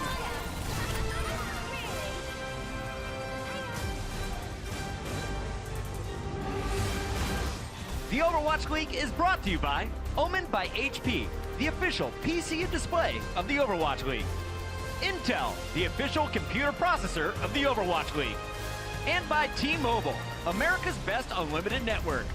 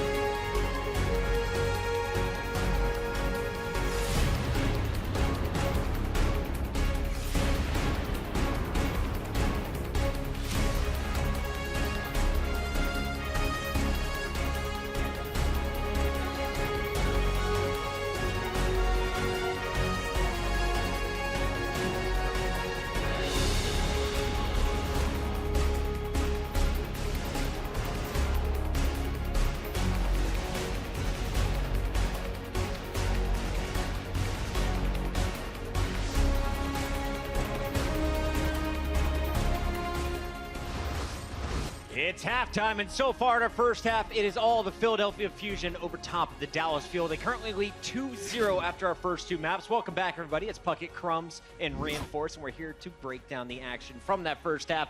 Let's start with game number one. And coming into this one, we were excited to see the tried and true team of Dallas Fuel coming back together. The old Envy lineup back in full force. Fusion, they were coming off a tough loss to the Valiant. But it was Fusion that came out swinging, and it all started here with Shadowburn. As we take a look at some of the general highlights, this man was just lighting it up on the Pharah. His Pharah was just ridiculous this time around because he ended up hitting 41% weapon accuracy with 26% direct hit on this, which is just numbers that you dream of actually I mean, that's win you games, right? Those numbers are so big, so they win you games just straight alone, Shadowburn. Exactly, that's what happened. And they try to answer it with the Widowmaker, and it still wasn't enough because he's got the Mercy pocketing him the whole way through, and he just was a one-man army. Now, as we were watching the Philadelphia Fusion, Crumbs, we saw Shadowburn kind of popping off on the Pharah, but who are you keeping your eye on? So I was actually looking at Fraggy as well because we often talk about Philly as a team that has the tanks create a lot of space for these DPS to shine. So what is Fraggy exactly doing? Well, he's taking a lot more damage than most other tanks. He's taking about 2,000 more damage, at least in Coco, his counterpart here in the Winston. And I think what that does is that it just puts so much attention onto the Monkey in the middle of the fight that you just forget about where the Pharah is at. And Shadowburn's playstyle is about being unpredictable, which applies perfectly to the Genji and also to the Pharah. We were really impressed by Dallas Field. They stopped the Fusion. They hold them to just 2 points, but when it was Dallas on the attack, they got stuffed. I want to start, though, here with our insights by Intel, and this is going to be Johnny on the Telestrator breaking it down. Johnny, what are we about to look at here? Because at the start of this game, we noticed there was a hero that is not normally in the composition for Eichenwald. Effect was on the Doomfist. Yes, he was on the Doomfist, as you can see in the top right corner. And it's a bit uncommon, right? But I think it was a pretty good pick after all. Because the strategy that Dallas Fuel are going to pull off here is that they're going to try to protect Taimu beyond this point here. Now, Taimu isn't in the back. Currently, he's flanking like he usually does. But they want to protect these corners, and they want to prevent Philadelphia from diving onto the point, onto Taimu. And Effect is going to be the man that is going to punish Fraggy. And that's why we saw Fraggy die so many times. So we're going to see Effect. He's actually going to kill Fraggy as we play this thing out, because Taimu gets him low, they got a stun onto him, Effect is going to dive deep, get the pick onto Fraggy, and you got a man advantage. Now, Mickey lost his mech, but here we are again. So Dallas are set up pretty passively around the point again, within these lines, similarly, pretty much. But we're going to see Effect, actually. He's going to make a call, or someone is going to make a call, to push out here, and that is the mistake. So we're going to see them push out, and as a Doomfist, it's really hard to die. So Effect is going to overextend, he's going to die, and this allows Philadelphia to get past these lines that I talked about earlier. So as we play this thing out, we see that this is a strategy that I think can actually work pretty well. But Effect, as he overextends here into the back line, pretty much by himself, Mickey's Diva mech is gone. There's no defense matrix here. And as such, we're going to see that Carpe here, now on the point, is have all this room because there's no threat to him anymore. Now, Taimu is off in the top right corner, but that doesn't really matter. So overall, I think it's a good strategy, but Effect, it doesn't look like he's so crisp on the hero yet, and he's going to keep overextending like this. And overall, throughout this series, I think that it was a pick that you can throw out there, and it can work pretty well against the Philadelphia Fusion. But they maybe need some more practice time on this hero to not do those mistakes. Thank you, Reinforce. That's your insights powered by Intel. And I have to ask, throughout the rest of this series, we've seen Doomfist game 1, game 2. Do you want to see him again in the second half, Johnny? I'm not a huge fan thus far. I actually think he made some plays, but when you play Doomfist, all frags look like plays, right? Because you're just punching people into walls, so everything you do look like plays. But I don't think that the gain is better than the cons necessarily. He had the most deaths of his team. He had the most kills, but also the most deaths, which is the playstyle of Doomfist. And when you have your ace player dying a lot of the time, especially if he's the one that seems to be making a lot of these shot calls, is going in, it seems like it's counterproductive to have that stable player be on the most unstable of heroes. He's been your most consistent guy all regular season. Put him back on the Tracer and let him run loose. Let's take it now, though, to a moment towards the end of the attack here. And Johnny, you were highlighting Taimu.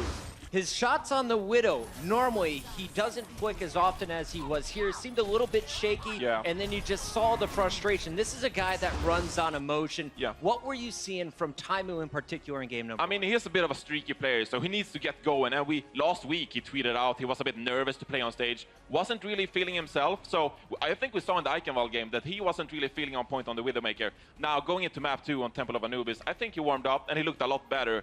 But on stage, he looked a bit not like himself. Speaking of Anubis, let's jump into the highlights from game number 2 as we look back at the blistering attack coming in from the Fusion. They finished point B with 453 still in the bank, Crumbs, and they really just seemed to catch the Fuel off guard with their opening.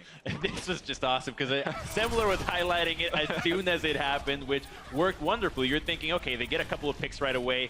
The sights from Widowmaker came out so soon, but it just turned out that the Neptuna ultimate came out a little bit too soon, and many of these fights were won by Philly being able to use that Mercy ultimate proactively. That's kind of what we're seeing Mercy's evolution become just a very tight-knit group when it comes to the Genji. So you have Mercy just flying around with Genji utilizing his blade, and that makes for a combination that's of a caliber similar to what the Nano Blade is. I mean, we saw that all of these fights on the point were actually very narrow, and it was about those plays from Neptuno. He got the Valkyrie up in perfect storm, really, for Philadelphia Fusion on all of these defense fights. Shadowburn got the blade out, Carpe got some picks. So it was really close throughout the map, and I think it could have gone either way, but Philadelphia Fusion, again, they come out clutch in all of these fights. It was much slower for Dallas to get the second attack, but if you were watching those highlights, you constantly saw in the kill feed Effect with 2, Carpe for 2, and both of them were on the Tracers at the time. Eventually, we saw the Reaper switch. Dallas was able to lock it down. Do you think that we should have seen a Reaper earlier on the attack, Crumbs?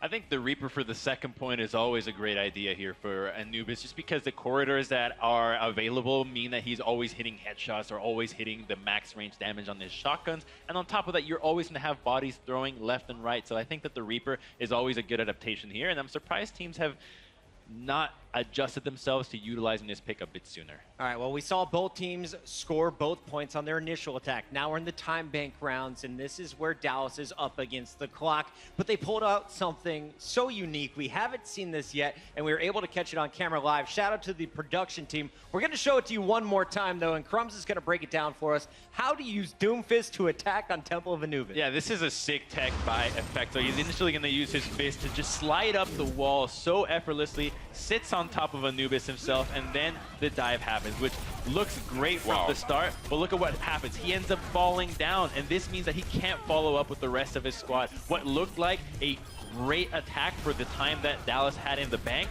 ends up backfiring just for a slight misstep. You're sitting there with your cooldowns not ready. You're just shooting into the air. Effect feeling lonely, No and Doom that with was that the fist. end of the fight. First half, it's in the books now. Let's get the official predictions moving forward. Does Philly lock it up in 3? Do they close this out 4-0? What do you guys see happening in the second half? I think that Philly has this. Initially, I felt like Philly was going to be the favorites just based on the individual outplays, and it seemed like that's what the story being written is so far. So I still think Philly's got this. Johnny, you went with Dallas Fuel. How did they get it done in the second half? I think there's a chance Dallas can come back, because Philadelphia Fusion, they haven't looked great on Ilios throughout the season, and they lost Dorado to San Francisco Shock, so obviously not their 2 best maps coming up. I think they could force a Game 5. I'm going to toss it out there. I think Game 5. Reverse sweep. Shanghai did it. I want to see a Game 5. Before we go to break, I want to hype up this audience. We now have our sold-out crowd in full force. How you guys feeling? Who wants to see the Dallas Fuel take this to a Game 5? Are there any Philly fans who want to see it closed out? It's a packed house, and we're going to have a party on the other side of this commercial break. Don't go anywhere. We're still in this first match of the day, and it's going to be a great one. Don't go anywhere. We'll be right back. I'm going to drink water. See you in a minute. The Overwatch League is brought to you by Toyota. Let's go places.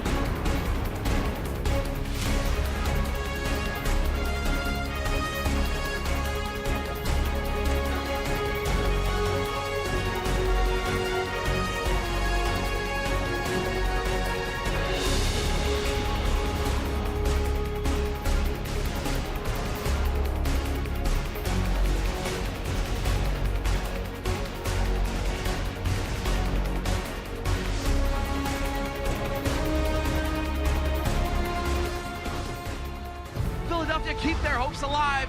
This is looking very good here for Dallas. They have really turned it around. That's unreal! Carpe is like a magician just appearing out of nowhere. Oh my goodness! Taimu bringing the thunder already. But Shadowburn busts out the blade, wants to put an end to it. You're right, Hex. You're right. Shadowburn, he busted out the blade, and he put an end to the fuel, snuffed them. So what can we expect now going into map 3? Who do you have, coming out ahead? Well, look, Control has not been very kind to Dallas. Even when they went to 5 against Boston, Boston was able to take both controls. Now, Ilios has been more kind than Oasis, and that's the map we're headed to next. But I always think of Control as who the DPS are going to reign. And a lot of the maps, you need tanks to make space. On Control, you can just roll through and just say, hey, Tracer, carry us. I'm a little surprised that Dallas is not running Effect on Tracer because Philadelphia has shown that they struggle with top-level Tracers. Soon absolutely decimated them yesterday. Effect is, I think, on that level with Soon. I mean, it's hard to say who's better. They play a little different styles. Whoever rolled over on the right side of the bed that Exactly. morning pretty much decides who's better between those two. Yeah, it's like who's in the top 5 Tracers in the world. They're all very good. So I think it's a little bit interesting what they've been trying to run. But I think Dallas just trying to find anything to hang their hats on here of what style are we going to run going forward? Because I think that it's almost like they've resigned themselves of, hey, stage 1 playoffs aren't happening. We need to look long-term here. Yeah, turn it around with your coaching staff. That's what they're there for as well, because the more information you have to work with, the better decisions you can make. And so perhaps that is what Dallas are aiming for here. We're getting into Ilios to start, and it looks like we're going to the murder hole as well here, Hex. So already, it will not be wasting much time as we have 30 seconds left on this clock.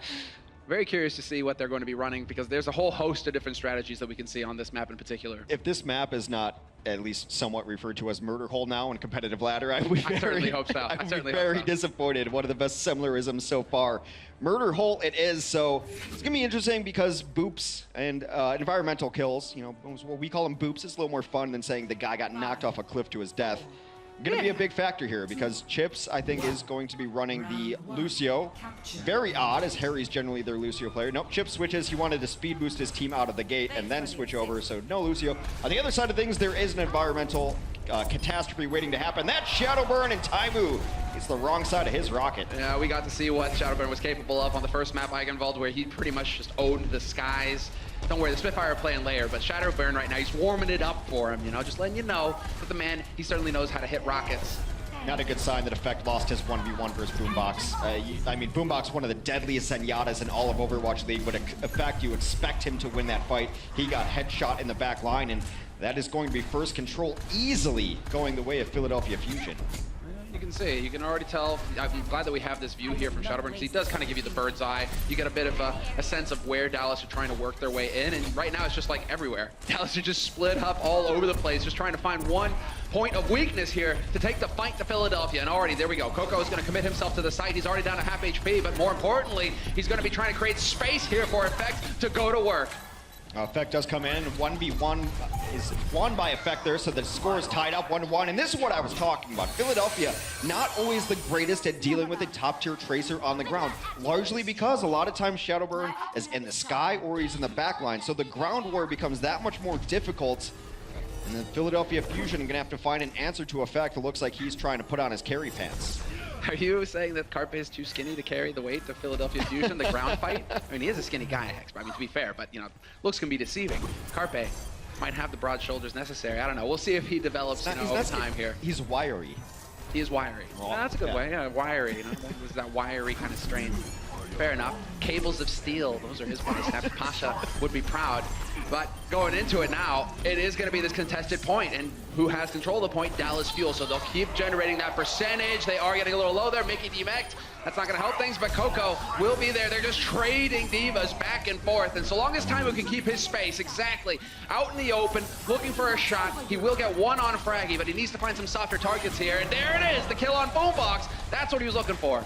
Chips is very patient there, waiting for the last second for his Valkyrie. He will bring people back to life, and Taimu is putting them into the earth himself. A couple of nice shots there.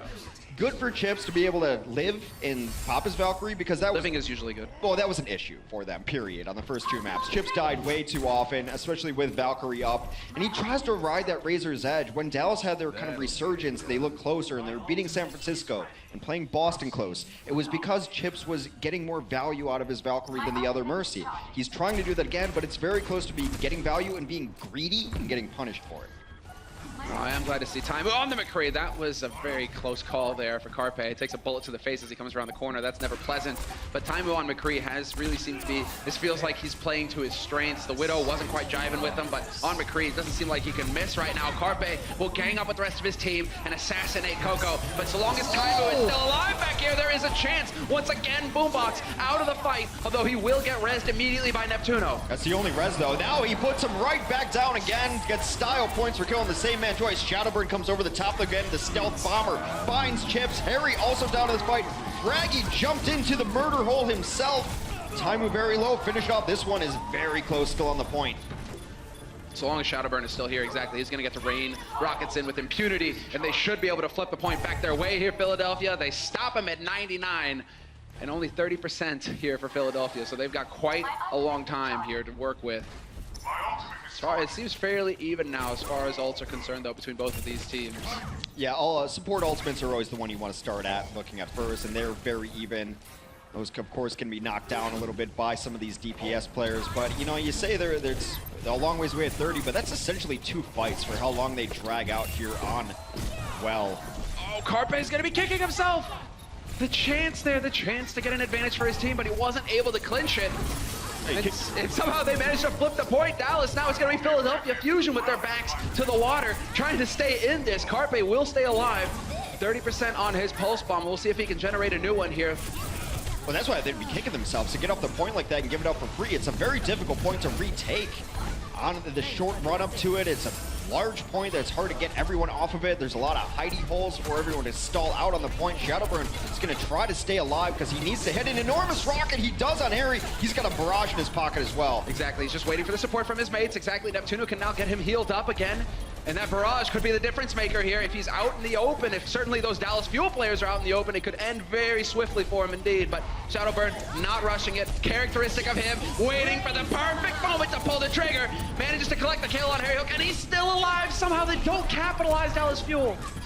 It's amazing what this man lives through. I don't know if he's got the armor buff or not. I think a lot of it has to go to credit to Neptuno, who's always alive with him as well. Pharah and Mercy. I mean, name a more iconic duo. Oh, wait. You're gonna be waiting a while, Hex. But you know who else waits? Shadowburn. He is the man who waits on those ults. It's unbelievable how patient he is, whether it's Dragon Blade, Barrage, doesn't matter. He always seems to get value out of his ults. He's been criticized for it too, but he does get the most value. He's super efficient with them. And also it puts the fear in the other team. You know, can I go in? And no, they still have Barrage. No, they still have Dragon Blade. And I think it's a great mental tactic. Yeah, really making it unpredictable, but there's the Valk in play. Boombox once again brought back to life. Effect gonna be shaking his head. Chip Saiyan just gliding gracefully out of the way of those rockets. The Shadowburn looking to get into the back line once again. Just raining rockets in with impunity. Harry Hook caught in the corner, nowhere to go. But Chips will be there with the res. Very interesting there that Shadowburn didn't try to go for the rezzing Mercy, but he knows the rest of his team is down there with him. Neptuno brings... Neptuno kills Taimu. Neptuno, it's so confusing. He just murders people on this Mercy. This one is down to the last second. A slobber knocker if I've ever seen one. Ults popped on all sides. There's a little bit more white on the ground there as Chips falls again. This one's going to come down in the next few kills, and it looks like Philadelphia secures those kills. There's the barrage he has in his pocket. Now it's just a matter of cleaning up the rest. We got it all highlighted there thanks to the third-person view as well. Shadowburn, as soon as he goes for the barrage, what's happening? He's getting damage boosted by Neptuno. Just sheer carnage. And the Philadelphia Fusion, rough start on the first point, but they run it all the way back, 100% to 99. And Dallas are left wondering what went wrong. How did we get burned? It's such a great point you bring up on the damage boost as well, because a lot of Mercies will prioritize the healing, but Neptuno's so smart and so swift to react to. Does he need healing or does he need damage? So Justice rains from above normally, but that's more like hail when you're damage boosting that. And what it really helps out is those long distance targets. Shadowburn's style seems to be, I will find one primary target here and he's isolated, he's alone, and he's dead. And then where else do I shift my rockets to? Let's try to chip in on the Winston a mile away. Let's try to chip in on the tanks as well, make everyone else's job easier. Well, countdown is over, and we're getting into the second point now. Another boop map. Very similar, you know, very characteristic here of Ilios. Curious to see if anybody's going to try and play off of that, and it doesn't look like it. Fairly standard fare as far as the support lineups are concerned here for both teams. Fraggy taking a lot of damage, though. A lot of the defense matrix getting used up just to keep him alive. Gets a little bit. Effect does win his battle versus Carpe early, but Shadowburn takes down 2. Carpe's brought back to life. This is a very swift 6v5 already going on. 6v4. Philadelphia completely dominated that first fight. We'll take control here. And Pancake. You're stuck against the wall. You got nowhere to go, and you got 600 pounds of gorilla coming straight for you. That's a sad place to be. But if you are a Philly fan, you are happy indeed. Taimu has swapped over to the McCree yet again. Halfway to the Deadeye, but no joy for him so far. He gets chased off by Shadowburn, and now Philadelphia Fusion getting into these high ground positions, looking to try and punish Dallas Fuel when they move out into the open. That's what the name of the game is here, although Effect starts off strong. Pulse bomb to D-Mac, and already 3 quick kills coming through here for Dallas Fuel. Very difficult to get on a Zenyatta, who's got a Mercy right behind him. Zenyatta switches over to DPS mode. Speaking of which, Harry Hook will add a 3rd elimination to that fight. Neptuno off the edge just gives up his ghost, and they will live to fight another day, or reset rather, more appropriately. They're 1 point off of percentage, right, from what we had happen on the murder hole. So curious to see if Dallas Fuel can actually clinch it this time, or if we will have Philly fighting their way back into this and really going the distance, going toe-to-toe. But Harry Hook getting very close to Transcendence. That's exactly what they need here. What they're lacking, Dallas Fuel, he'll get it for the next fight, though, because Boombox and Neptuno, they have both of their support ults, ready to go. Well, there's Fraggy first brought up. Coco goes down yet again. Shadowburn gets plunked right away, but Taimu has to give up his life for it. Trades are happening all over the place. Taimu gets brought back up. Here's another Transcend coming in.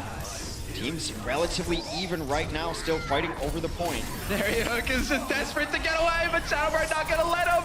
Might have gotten knocked off the side, though. Neptuno falls to Effect, though. That's a big kill. They could make the difference. Boombox will get the trade, however, but Mickey going toe-to-toe with the man who throws orbs, and, well, Boombox, it's not exactly the place you want to be. Once again, the monkey goes jumping in.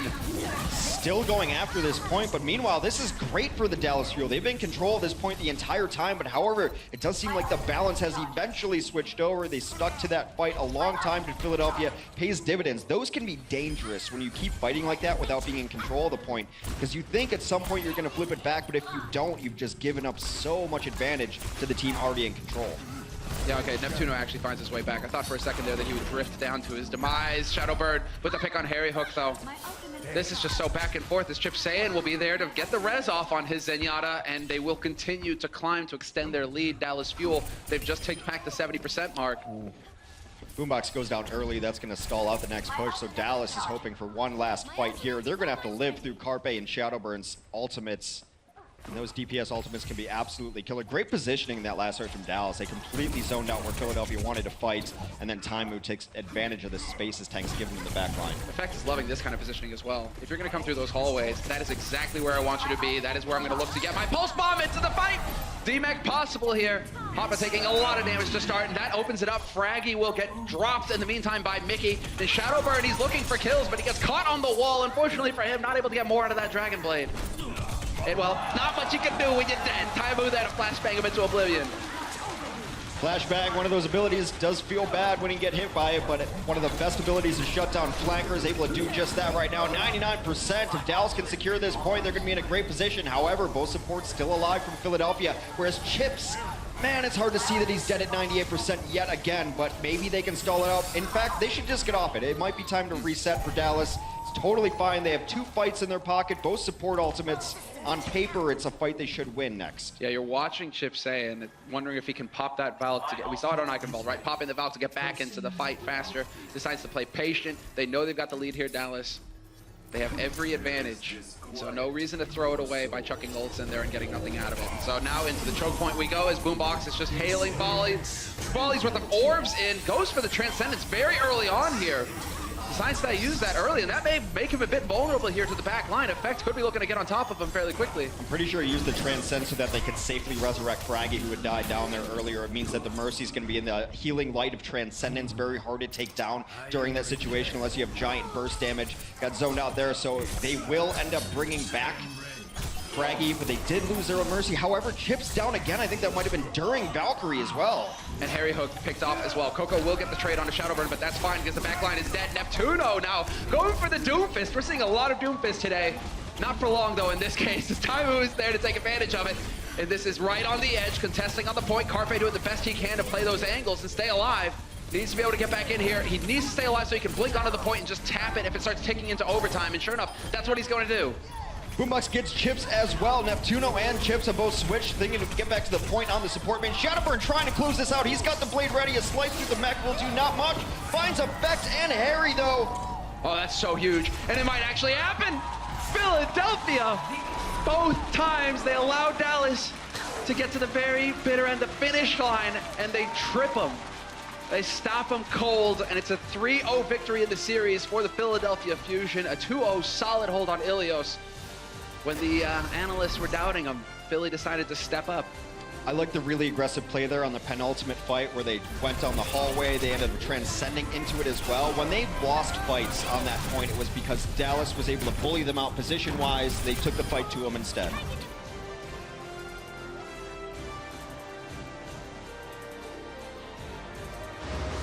The Overwatch League is brought to you by T-Mobile, America's best unlimited network. Omen by HP, the official PC and display of the Overwatch League. And by Intel, the official computer processor of the Overwatch League.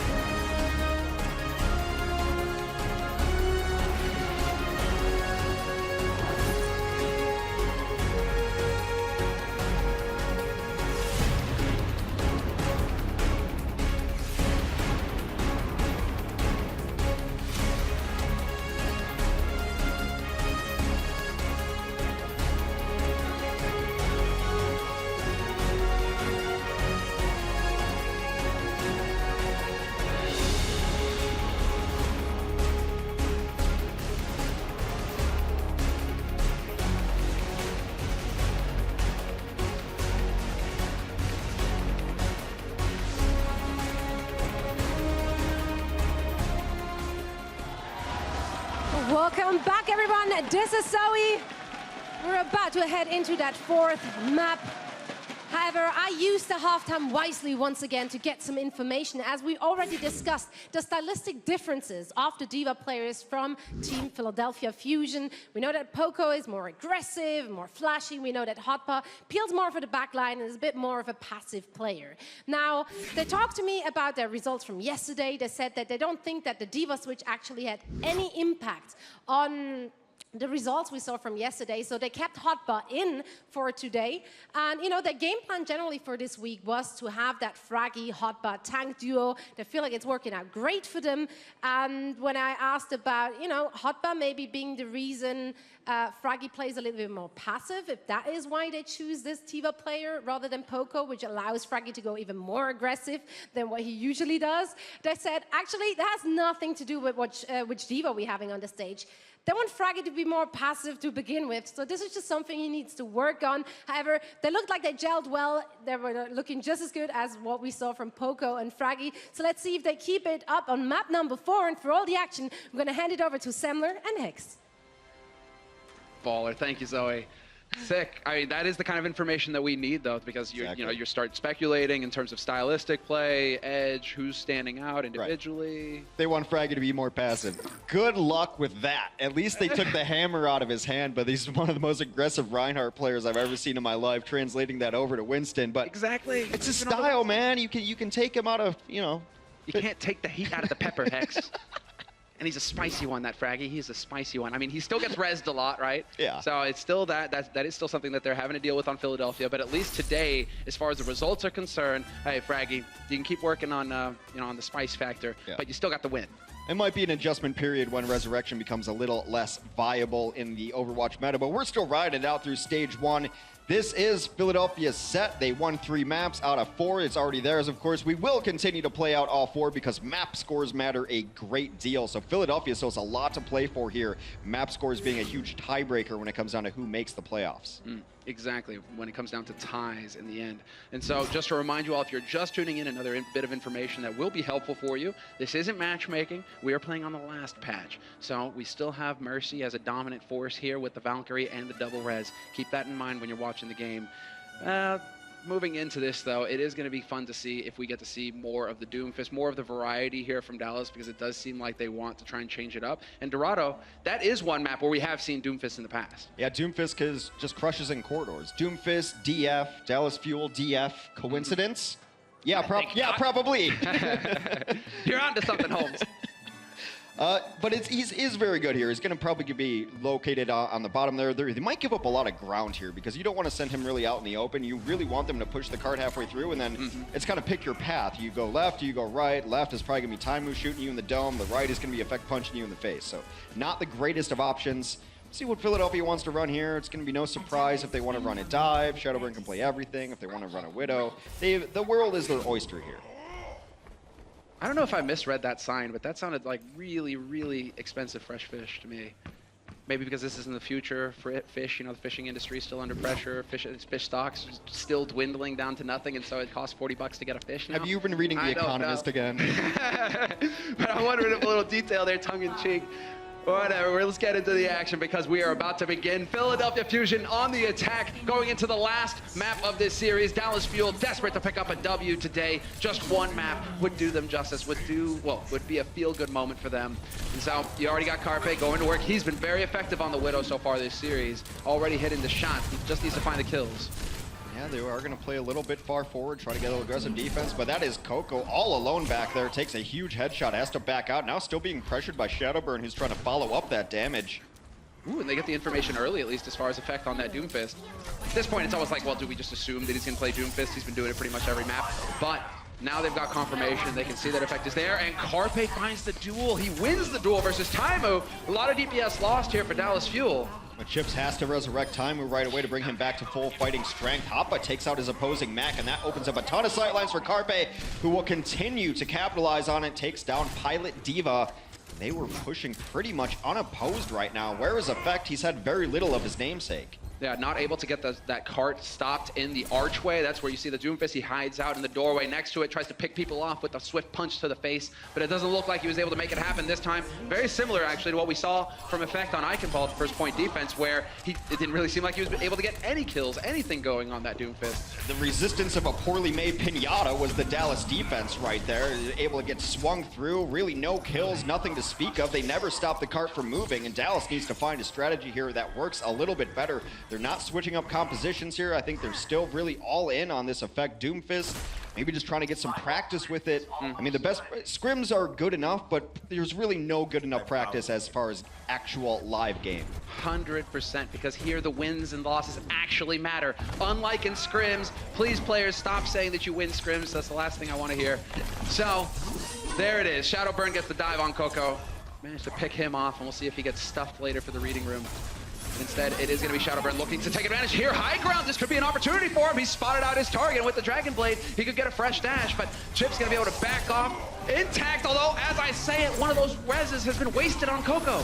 I don't think Shadowburn knew he was up there. I don't think he was even aiming for him. He accidentally killed the scientist up there, but hey, we'll take it. Now still getting a lot more of this chip damage in. So patient on these blades, and this is where that patience pays off. A lot of lesser Genjis would have used Blade there just to finish out the fight. Shadowburn's gonna have his for the next one because his primary abilities and mechanics are so good that Blade is just the cherry on top.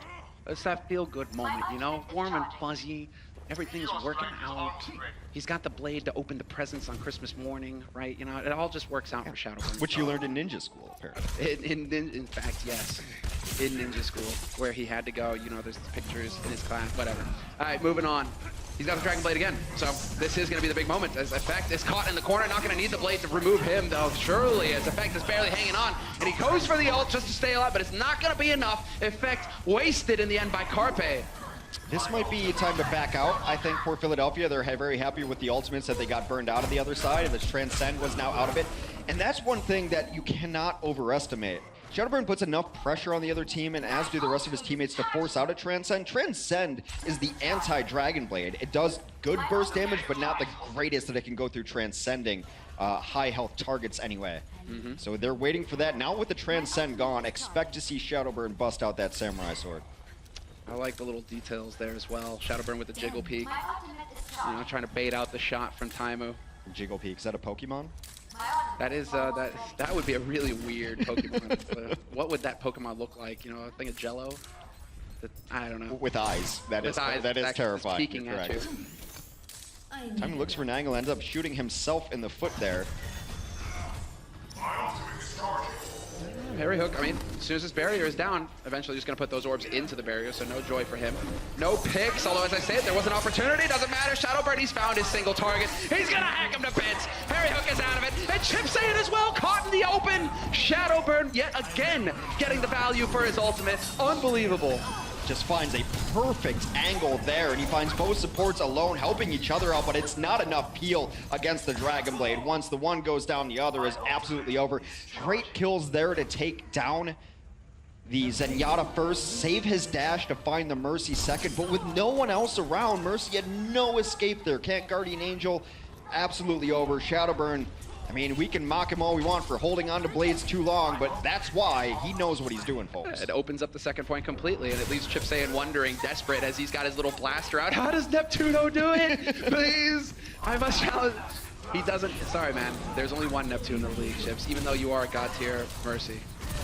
Still, Carpe reigning supreme into the back line. I like it. Details there. Coco trying to turn away to avoid the headshot. It's not really going to matter in the end, though. Carpe gets out of dodge, and Shadowburn doesn't even need the ult to find the kill on Chip Sayan. This time, Taimu as well cleaned up, and this is just spinning out of control now for Dallas. They cannot seem to shut down the ninja.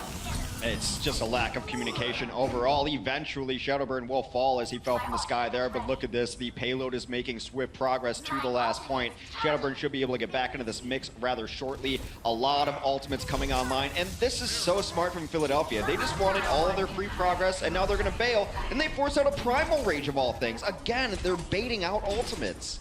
You're talking about the ult economy fairly often, and well, that's a big one. You really want to have that Primal to just delay on the payload, buy as much time as possible, and instead now, you're just a monkey with no rage. You're empty inside. you feel nothing. And so effect. Too real, man. Too real. That was getting a bit dark there. But, you know, that's it, you know. Boombox stays tranquil in these sorts of situations. The darkness doesn't affect him. He shines forth with the light, keeping his teammates alive, keeping them in the fight. And who is falling left and right but Dallas Fuel, one after the other. They're dropping like dominoes. Just absolutely no resistance yet again. I don't know if Dallas is on comms, if the comms are cluttered. A huge volley will force out an early resurrection in half of the Valkyrie from Chips. Now that means that the Valkyrie advantage will be with Neptuno. He can bring 2 people back to life. Gonna have to use one on Boombox, so that's not a guy you want out of the fight for long. Neptuno swoops in, will bring him back. Desperation time for the Dallas defense. Mickey manages to stay alive, though he dodges the self-destruct, and that is going to be valuable so long as he can stay in this fight. There's a bit of a delay effect.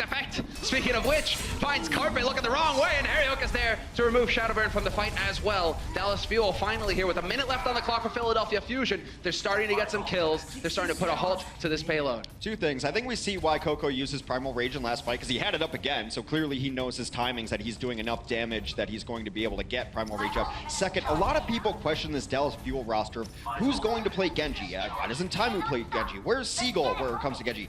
Effect is a very, very capable Genji. It's about when you have to move him onto Genji, who can play your Tracer for you? He can't play both at the same time. In fact, maybe Effect could, but very difficult. Effect going to be looking for that answer here, and I think we're going to see a preview of Effect on Genji. We get a camera shot of Effect. He is in fact leaning over and using both keyboards at the same time right now and controlling the mice with his mind. Shadowburn though, this is it. Cut that Dragon Blade again, and I feel like we're gonna be waiting a little bit of time here to see it because Coco has ensured that is what's gonna happen. He's out of the fight already. Neptuno, no Valk in play here to bring his teammate back into the fight either, although as I say that, of course, he just gets it off the old-fashioned way. So there's the res used for Neptuno, and Shadowburn, yet again, reigning supreme in the back line. This time it's Harryhook, it's Effect. Taimu just blinks out, doesn't want to have anything to do with this.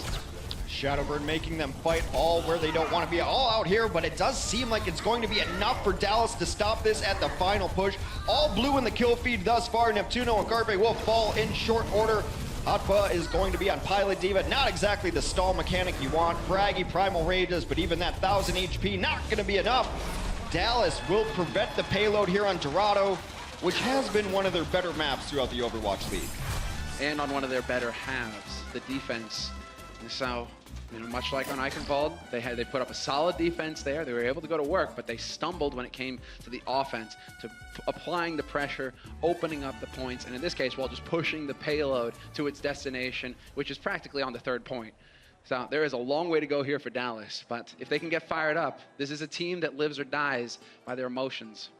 They completely shut down Boston on Dorado last time they faced them to force a map number 5. It was 3-0, I believe, in favor of Dallas in that matchup. Dorado, one of their better maps overall, and even though they were messing around a little bit on Doomfist, who, by the way, did nothing to that entire first 2 points. Yeah, unfortunately for Effect. But that's how Doomfist is. I don't think that's really Effect's fault right now. And I want to see more of Effect on the Genji, because I think maybe that could be an answer. Of course, you still have to find a Tracer player, but I don't know. It seems like there's a million good Tracer players out there. You could maybe do a pickup or something like that. There's a lot of talent available that Dallas could utilize here, but they still do need to find that Genji player, I think. I think Genji is a must-have in the Overwatch League. Well, we'll all know more pretty soon, I'm sure, as far as Dallas Fuel are concerned. But at least as far as the offense is concerned now, with 30 seconds left, you know, is Taimu just going to leave the Hanzo locked in? We've seen it in the past. You get up onto those rooftops, you get those high angles, could be something to work with, and that is kind of playing to Taimu. You know, he's a bit of the tongue-in-cheek jokester. Hanzo is one of the most difficult characters to predict if he's actually coming out of spawn, because a lot of people just use Hanzo for the one arrow, just to see where people are. He's kind of like the utility. I get to play? No, back to spawn, Hanzo. We only wanted your arrow. It's like that one kid you know with a really good football. You'd always invite him to play because like he had the good ball. Wow, Hex, you are one of those ruthless children as well. You know, like I just want the basketball. You go sit on the sideline. Oh no, I was that kid. It's so front line. You were the one. That's how you got them to talk to you. You always had your basketball with you. Now I get it. Exactly. Mickey though, he gets it as well. Just clearing out the tanks from the high ground immediately, forcing Hotba to give ground and back off. And well, Fraggy caught out in the open again, giving so much ult charge to Neptuno. Neptuno will be happy about that. He just needs to stay alive. And while Carpe, he is doing the damage right now. Chip's hand is already gone. Dallas Fuel, they get overwhelmed. Carpe, you know, generally a bottom-feeding fish, is just going to clean up on the scraps left behind there. Taimu was on the Hanzo. He did get to play at least for a little bit, but then they're going to swap him out for a little more consistent player here. And it's going to be Taimu switching over to the McCree instead. Trying to find those angles. Still not the greatest of heroes to get up there or in the back lines, but now everyone's fighting in the corner. Maybe Taimu gets something done. Nope! Carpe comes down again.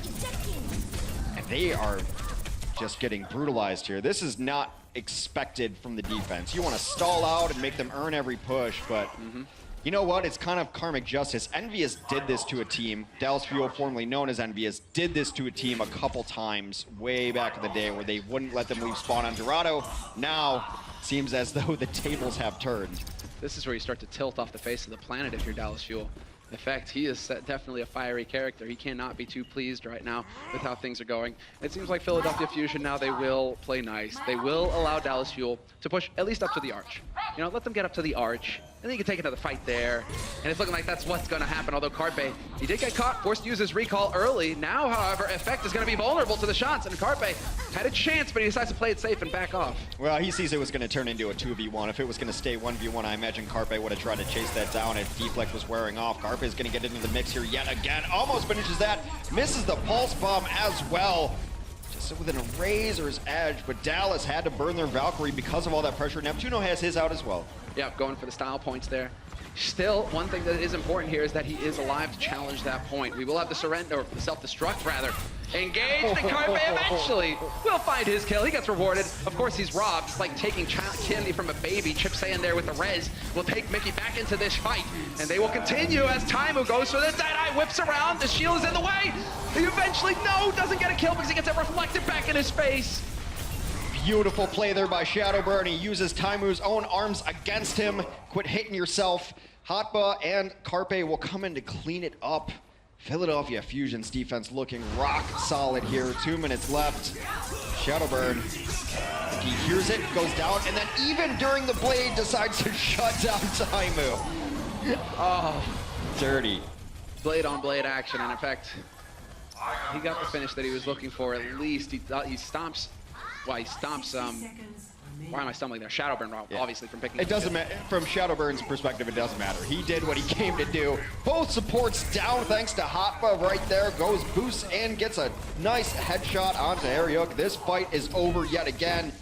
Dallas seems to be running on fumes. Big play from Carpe. You're gonna try and charge me? Gets the D-Mech on Mickey, and they're definitely not gonna let Mickey die too early or too soon, although he does get the remech fairly quickly there. So back into the fight as Philadelphia once again occupying the high ground. They're definitely going to benefit. Shadowburn is there to chop Harry Hook. Doesn't like his music apparently. Taimu, in the meantime, is doing work with the help of Coco as well. And Philadelphia might be getting punished here at the finish line. This is not where you want to start losing fights. Philadelphia getting punished at the starting line right now. However, they are going to have a blade up from Shadowburn. If he can get out of this alive, he needs to get that ledge dash. He's going to go get a giant pack. Still looking in the background. Taimu, nice cleanup there, will not allow that to happen. Overextending might have costed Philadelphia here. They might have gotten a bit too greedy. Will they be able to get a challenge in time? Their tanks are running back as quickly as possible, and Carpe will be there to contest in the nick of time. It is overtime. Wick burning now. And Boombox not wasting any time with the Transcendence as well, getting that right back into the fight here to keep his teammates alive. Although, as I say, that Effect does get value in the end with the Doomfist. Carpe was one bullet away before the self-destruct took him down. Chip's already softened up. Shadowburn's going to bring it all the way in. Neptuno is now back in this fight. We'll bring Fraggy into the mix as well, but it is Shadowburn who cuts apart the hopes and dreams of Dallas. However, in the meantime, they did get that point. The door does open. 2 minutes on the clock. 2 minutes more of Dallas attempting to push. It's not looked great for them. Oh, how fitting would it be, though, Hex, if Dallas, you know, that's the thing. They were so close. Philadelphia Fusion, they were there with the bucket of water, ready to snuff them. And now Dallas have a chance to come roaring back into this match because maybe Philadelphia, they gave him every opportunity they needed here to push the point. Although Philly are looking pretty good here now. Shadowburn with the key kill on Chip Saiyan might end up hurting the Dallas Fuel. Chips will have Valkyrie for his next fight, but what that does is it allows Neptuno to start charging up his own so that he can answer. But Neptuno finds himself in a small hallway, not where you want to fight his Mercy. If you've got wings, you do not want to be caged indoors. Finds himself on the wrong side of that. We'll be at 50% moving forward. Chips and Harry Hook both nearing their ultimate support abilities. Boombox will have trance very soon as well, kind of keeping an eye on that. Although Neptuno, well, I mean, when you've got the likes of Fraggy and Hotbutt just absorbing damage, he can get that Valk very quickly. So we'll have to keep an eye on that, keep an eye on those support ults as Carpe, well, he does manage to find Taimu. Yet another strong start to the fight here for Philadelphia Fusion. That forces Chip Saiyans' hand, forces him to use the res and the Valk very early on in the fight, and that should definitely favor Neptuno. Taimu keep putting quarters in that machine. He's got life after life here thanks to Chips here. We'll see if this can actually land on something. A hard ult to land, but Neptuno finds himself on the wrong side of that meteor strike. Caught out in the open, and that's a big deal. Now the Valk will be delayed further, and there's a big chance here for Dallas to make some serious progress on this point. Effect dashing left and right. Gets the punch, but he's not going to get the kill here on Hotbutt. There are too many bodies alive here for Philadelphia Fusion, and Fraggy continuing to create space. 30 seconds left on the clock now for Dallas Fuel to make the magic happen. Very strange to see Neptuno die to that Meteor Strike. Meteor Strike is a great zoning ultimate. It's a great escape ultimate for Doomfist. He often uses it to reposition, but it's kind of telegraphed. It's very difficult to actually get people in there, especially with all the mobility in this game and the support mobility. A little odd Neptuno wasn't able to get out of that. Neptuno will have Valkyrie for this next fight, though, so he's going to be able to bring some of his teammates back to life. Shadowburn dancing on the edge. No, Neptuno! This might be big. Yes, Effect with the pick. The turning point definitely reached here as Shadowburn has the blade. He might have to commit it, or he might decide to hold on to it, and he's not going to get the chance because Coco's going to tase him to death. Nothing Genji can really do to deal with that either, and they continue to press forward. Dallas Fuel, no possible chance here for Philadelphia to contest, and they managed to tie it up 2-2. Philly, you were so close to finishing this series 4-0, but Dallas showing some true resolve here, hanging in the fight. 90 seconds away from finishing the map. Dallas Fuel needs to do so to wipe that 0 off the board. Don't like to see anyone get squadooshed here. Get that 1 on the board, be a nice motivating factor for them to push forward. Chips dies early. Carpe has been a hard carry on Tracer this game. He is doing so much work. Those supports have to be super frustrated right now. You know who's frustrated is Effect. He just keeps getting chipped down no matter where he shows himself. He's looking for that one-punch combo. The one-punch man in full effect, and there it is! Neptuno, surprise! You caught in the corner, you got nowhere to go. And in fact, he's got the Meteor Strike ready to go as well. And sure enough, there it is, clearing out the squishies from the point, forcing them off and into the open. Fraggy is gone, Shadowburn follows. If Doomfist had a dream board, it would be a picture of a Mercy in a closet just like that. There's nothing better than that. If you're Doomfist, you land up top, that's your prime target, able to nail that one down. The support economy is tied up, so a lot of this comes down to who can use it better. Chips, Harry Hook, Boombox, Neptuno. It's all gonna matter when they feel like throwing down on this next fight. Now Chips is running right in. He's right on the edge. He will be able to dash in here, and they are going to be able to tap the point, Dallas Fuel. Overtime is on. They are no longer allowed to leave the side of that payload. If they do, it can be over. Keep an eye on that wick, because it can end in the blink of an eye. Oh. Neptuno caught playing bravely there in the hallways. Definitely not the place he wants to be, though, when there's an angry Effect hunting him down. And Effect, speaking of which, finds the kill on Shadowburn. They continue to push here. They have to make sure that they keep presence on the card. The last thing you want to do is give it up. Taimu out of this fight. Now that is a long distance damage pressure. They will not have a resurrected. Boombox comes back out of spawn actually and is able to transcend, keep his team alive. Down goes Harry, down goes Chips. Effect will be the next to fall, and Philadelphia has held on to Dorado. They were close to the full hold on the first point. They just decided to savor, you know, the win a little bit longer. X. You know, I just wanted to figure it out, you know, work out some kinks. And perhaps, you know, they are sadists and just wanted Dallas Fuel to suffer as much as possible. That's possible as well. I don't think you should play with your food like that. That was a pretty one-sided affair overall. I will say I was entertained by how Dallas played, because say what you want about Doomfist being effective, non-effective, so fun to watch. It's Absolutely. one of the most fun heroes to watch. It's a guy who just punches stuff. If you can't get on board with that, I mean, we can't be friends. It's as easy as that. And don't worry, Hex, you can say that. It is fine. You don't need to be friends with everybody. That's what the internet tells you real early on. So, Dallas Fuel, they continue to struggle to find the W's, but perhaps today was one of those days where they were just trying to figure things out. Philadelphia Fusion, though, this is real important. It's a key win for them, keeping them in the running for the playoffs at the end of this first season. Not only getting to 5 wins, but we said that map score might really matter a lot early on, and to get a 4-0 is exactly what they needed because a lot of their wins are 3-2 wins, 3-1s here and there. So they really needed a dominant performance after getting 0-4'd, especially in their last match.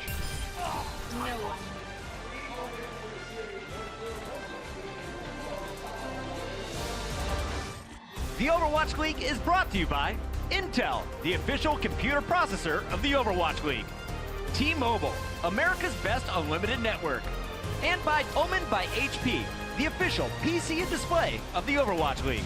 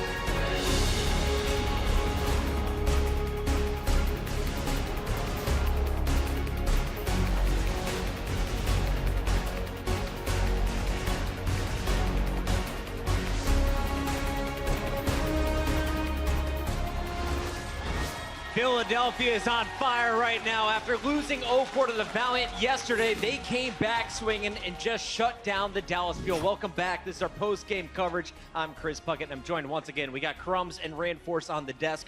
Let's talk about our third map. Going into Ilios, we thought, all right, if Dallas is going to turn this around, if we're going to see Game 5, they need to get it going here. Both times, they get to 99%, while Philly's still in the 50s. And I have to ask, guys, did Dallas throw these games away, or did Philly clutch up and steal it away from them? I think Philadelphia clutched it, because this was a heartbreaking match for Dallas Fuel. I mean, they were right there. They should have won Ilios, in my fair opinion. But Taimu got picked 99%, one too many times. The support ultimates, they didn't get the value necessary. And I think overall, I think that it's just a shame that Dallas Fuel didn't win this map, because we would have had such an amazing series. They could have won Dorado as well. I think it was so close. And I mean, looking at the performance, it was 4-0 for Philadelphia Fusion. But Dallas Fuel, I mean, they really gave a hell of a performance this game. Well, I think the map just became a little bit closer based off of the way that control plays out. It seemed like the game's just evolved into a matter of who can kill Zenyatta more, and we actually got to see Coco and Effect diving up against Boombox, and both Boombox and Harry Hook ended up just giving up more kills than we'd seen previously in Anubis and Numbani, or rather the previous map, Eichenwald. So when that happens, the composition that Philly is running with the Zenyatta that's so reliant on healing your Pharah and your Genji and your Tracer from far away, then the DPS suffers. So I think that's where Dallas really found their way of making this map competitive, but it just wasn't enough. Johnny, I have to ask, going into the final fight for Dallas, right? We see double support ultimates, but Philly charges them with their support ultimates of their own. Can you kind of break down that final fight that we saw in the second round? Well, the Philadelphia Fusion, they realize that Dallas has double support ultimate, right? So they want to force out the Valk early, and they do it. But that gives a huge momentum swing for Dallas Fuel, I would say, because Harry Hook, he pops the Transcendence, and they turn the fight, and they push Philadelphia back. But they just don't get the picks necessary, because I think that was a fight that really favored Dallas Fuel. Because, I mean, Philadelphia, they dive in with the Winston Leap, with the Genji Dash, etc. And that's where Dallas Fuel, they can pop the Transcendence. They can't essentially die in the Transcendence, because there's so much healing output. And that's when they should counter-dive in one sense and get those picks on the Philadelphia Fusion. They didn't get it this time, but I think with just another pick in Dallas Fuel favor, they would have won that fight and got the round. I think you go back and watch those games, it was just a few kills that decided the game in favor of Philadelphia Fusion. Let's now take it to our fourth map, and this one, the series is already over. Philly has matched up the series, but they're still playing for that game count. As we get into the playoffs a little bit later in the season, every game matters, and it just looked like Dallas was going to somehow steal this away. At the very end, Philadelphia shut it down. It kind of looked like it, but it really just started as a bit of hubris out of the Philadelphia Fusion, because they got to the point where they're practically spawn camping the Dallas Fuel because of how successful their first point hold was. Not just their hold, but their offense. On that first push from Philly, Carpe actually averaged, by the time they finished the point, about 75% accuracy on the Widowmaker on like 5 eliminations, which is a crazy amount of percent hit, which means that they just concede the point. But overall, I think that this was just the Philadelphia Fusion almost checking out, understanding that we have so much time in the bank already. We're going to be able to pull this off. Johnny, what did you learn watching Dorado? Watching Dorado, I think that while Effect was on the Doomfist a lot of the time, I think we saw some notices about the old Envious lineup. I think that there was some magic in that game.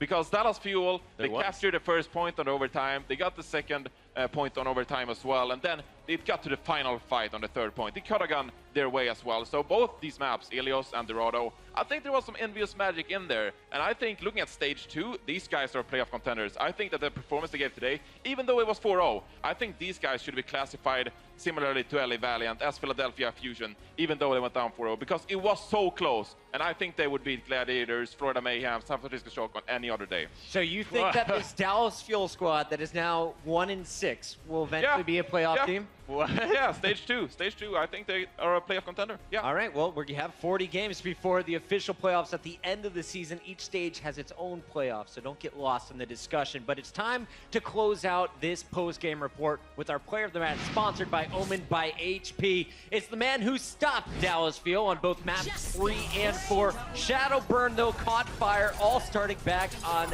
game number 1, Eichenwald.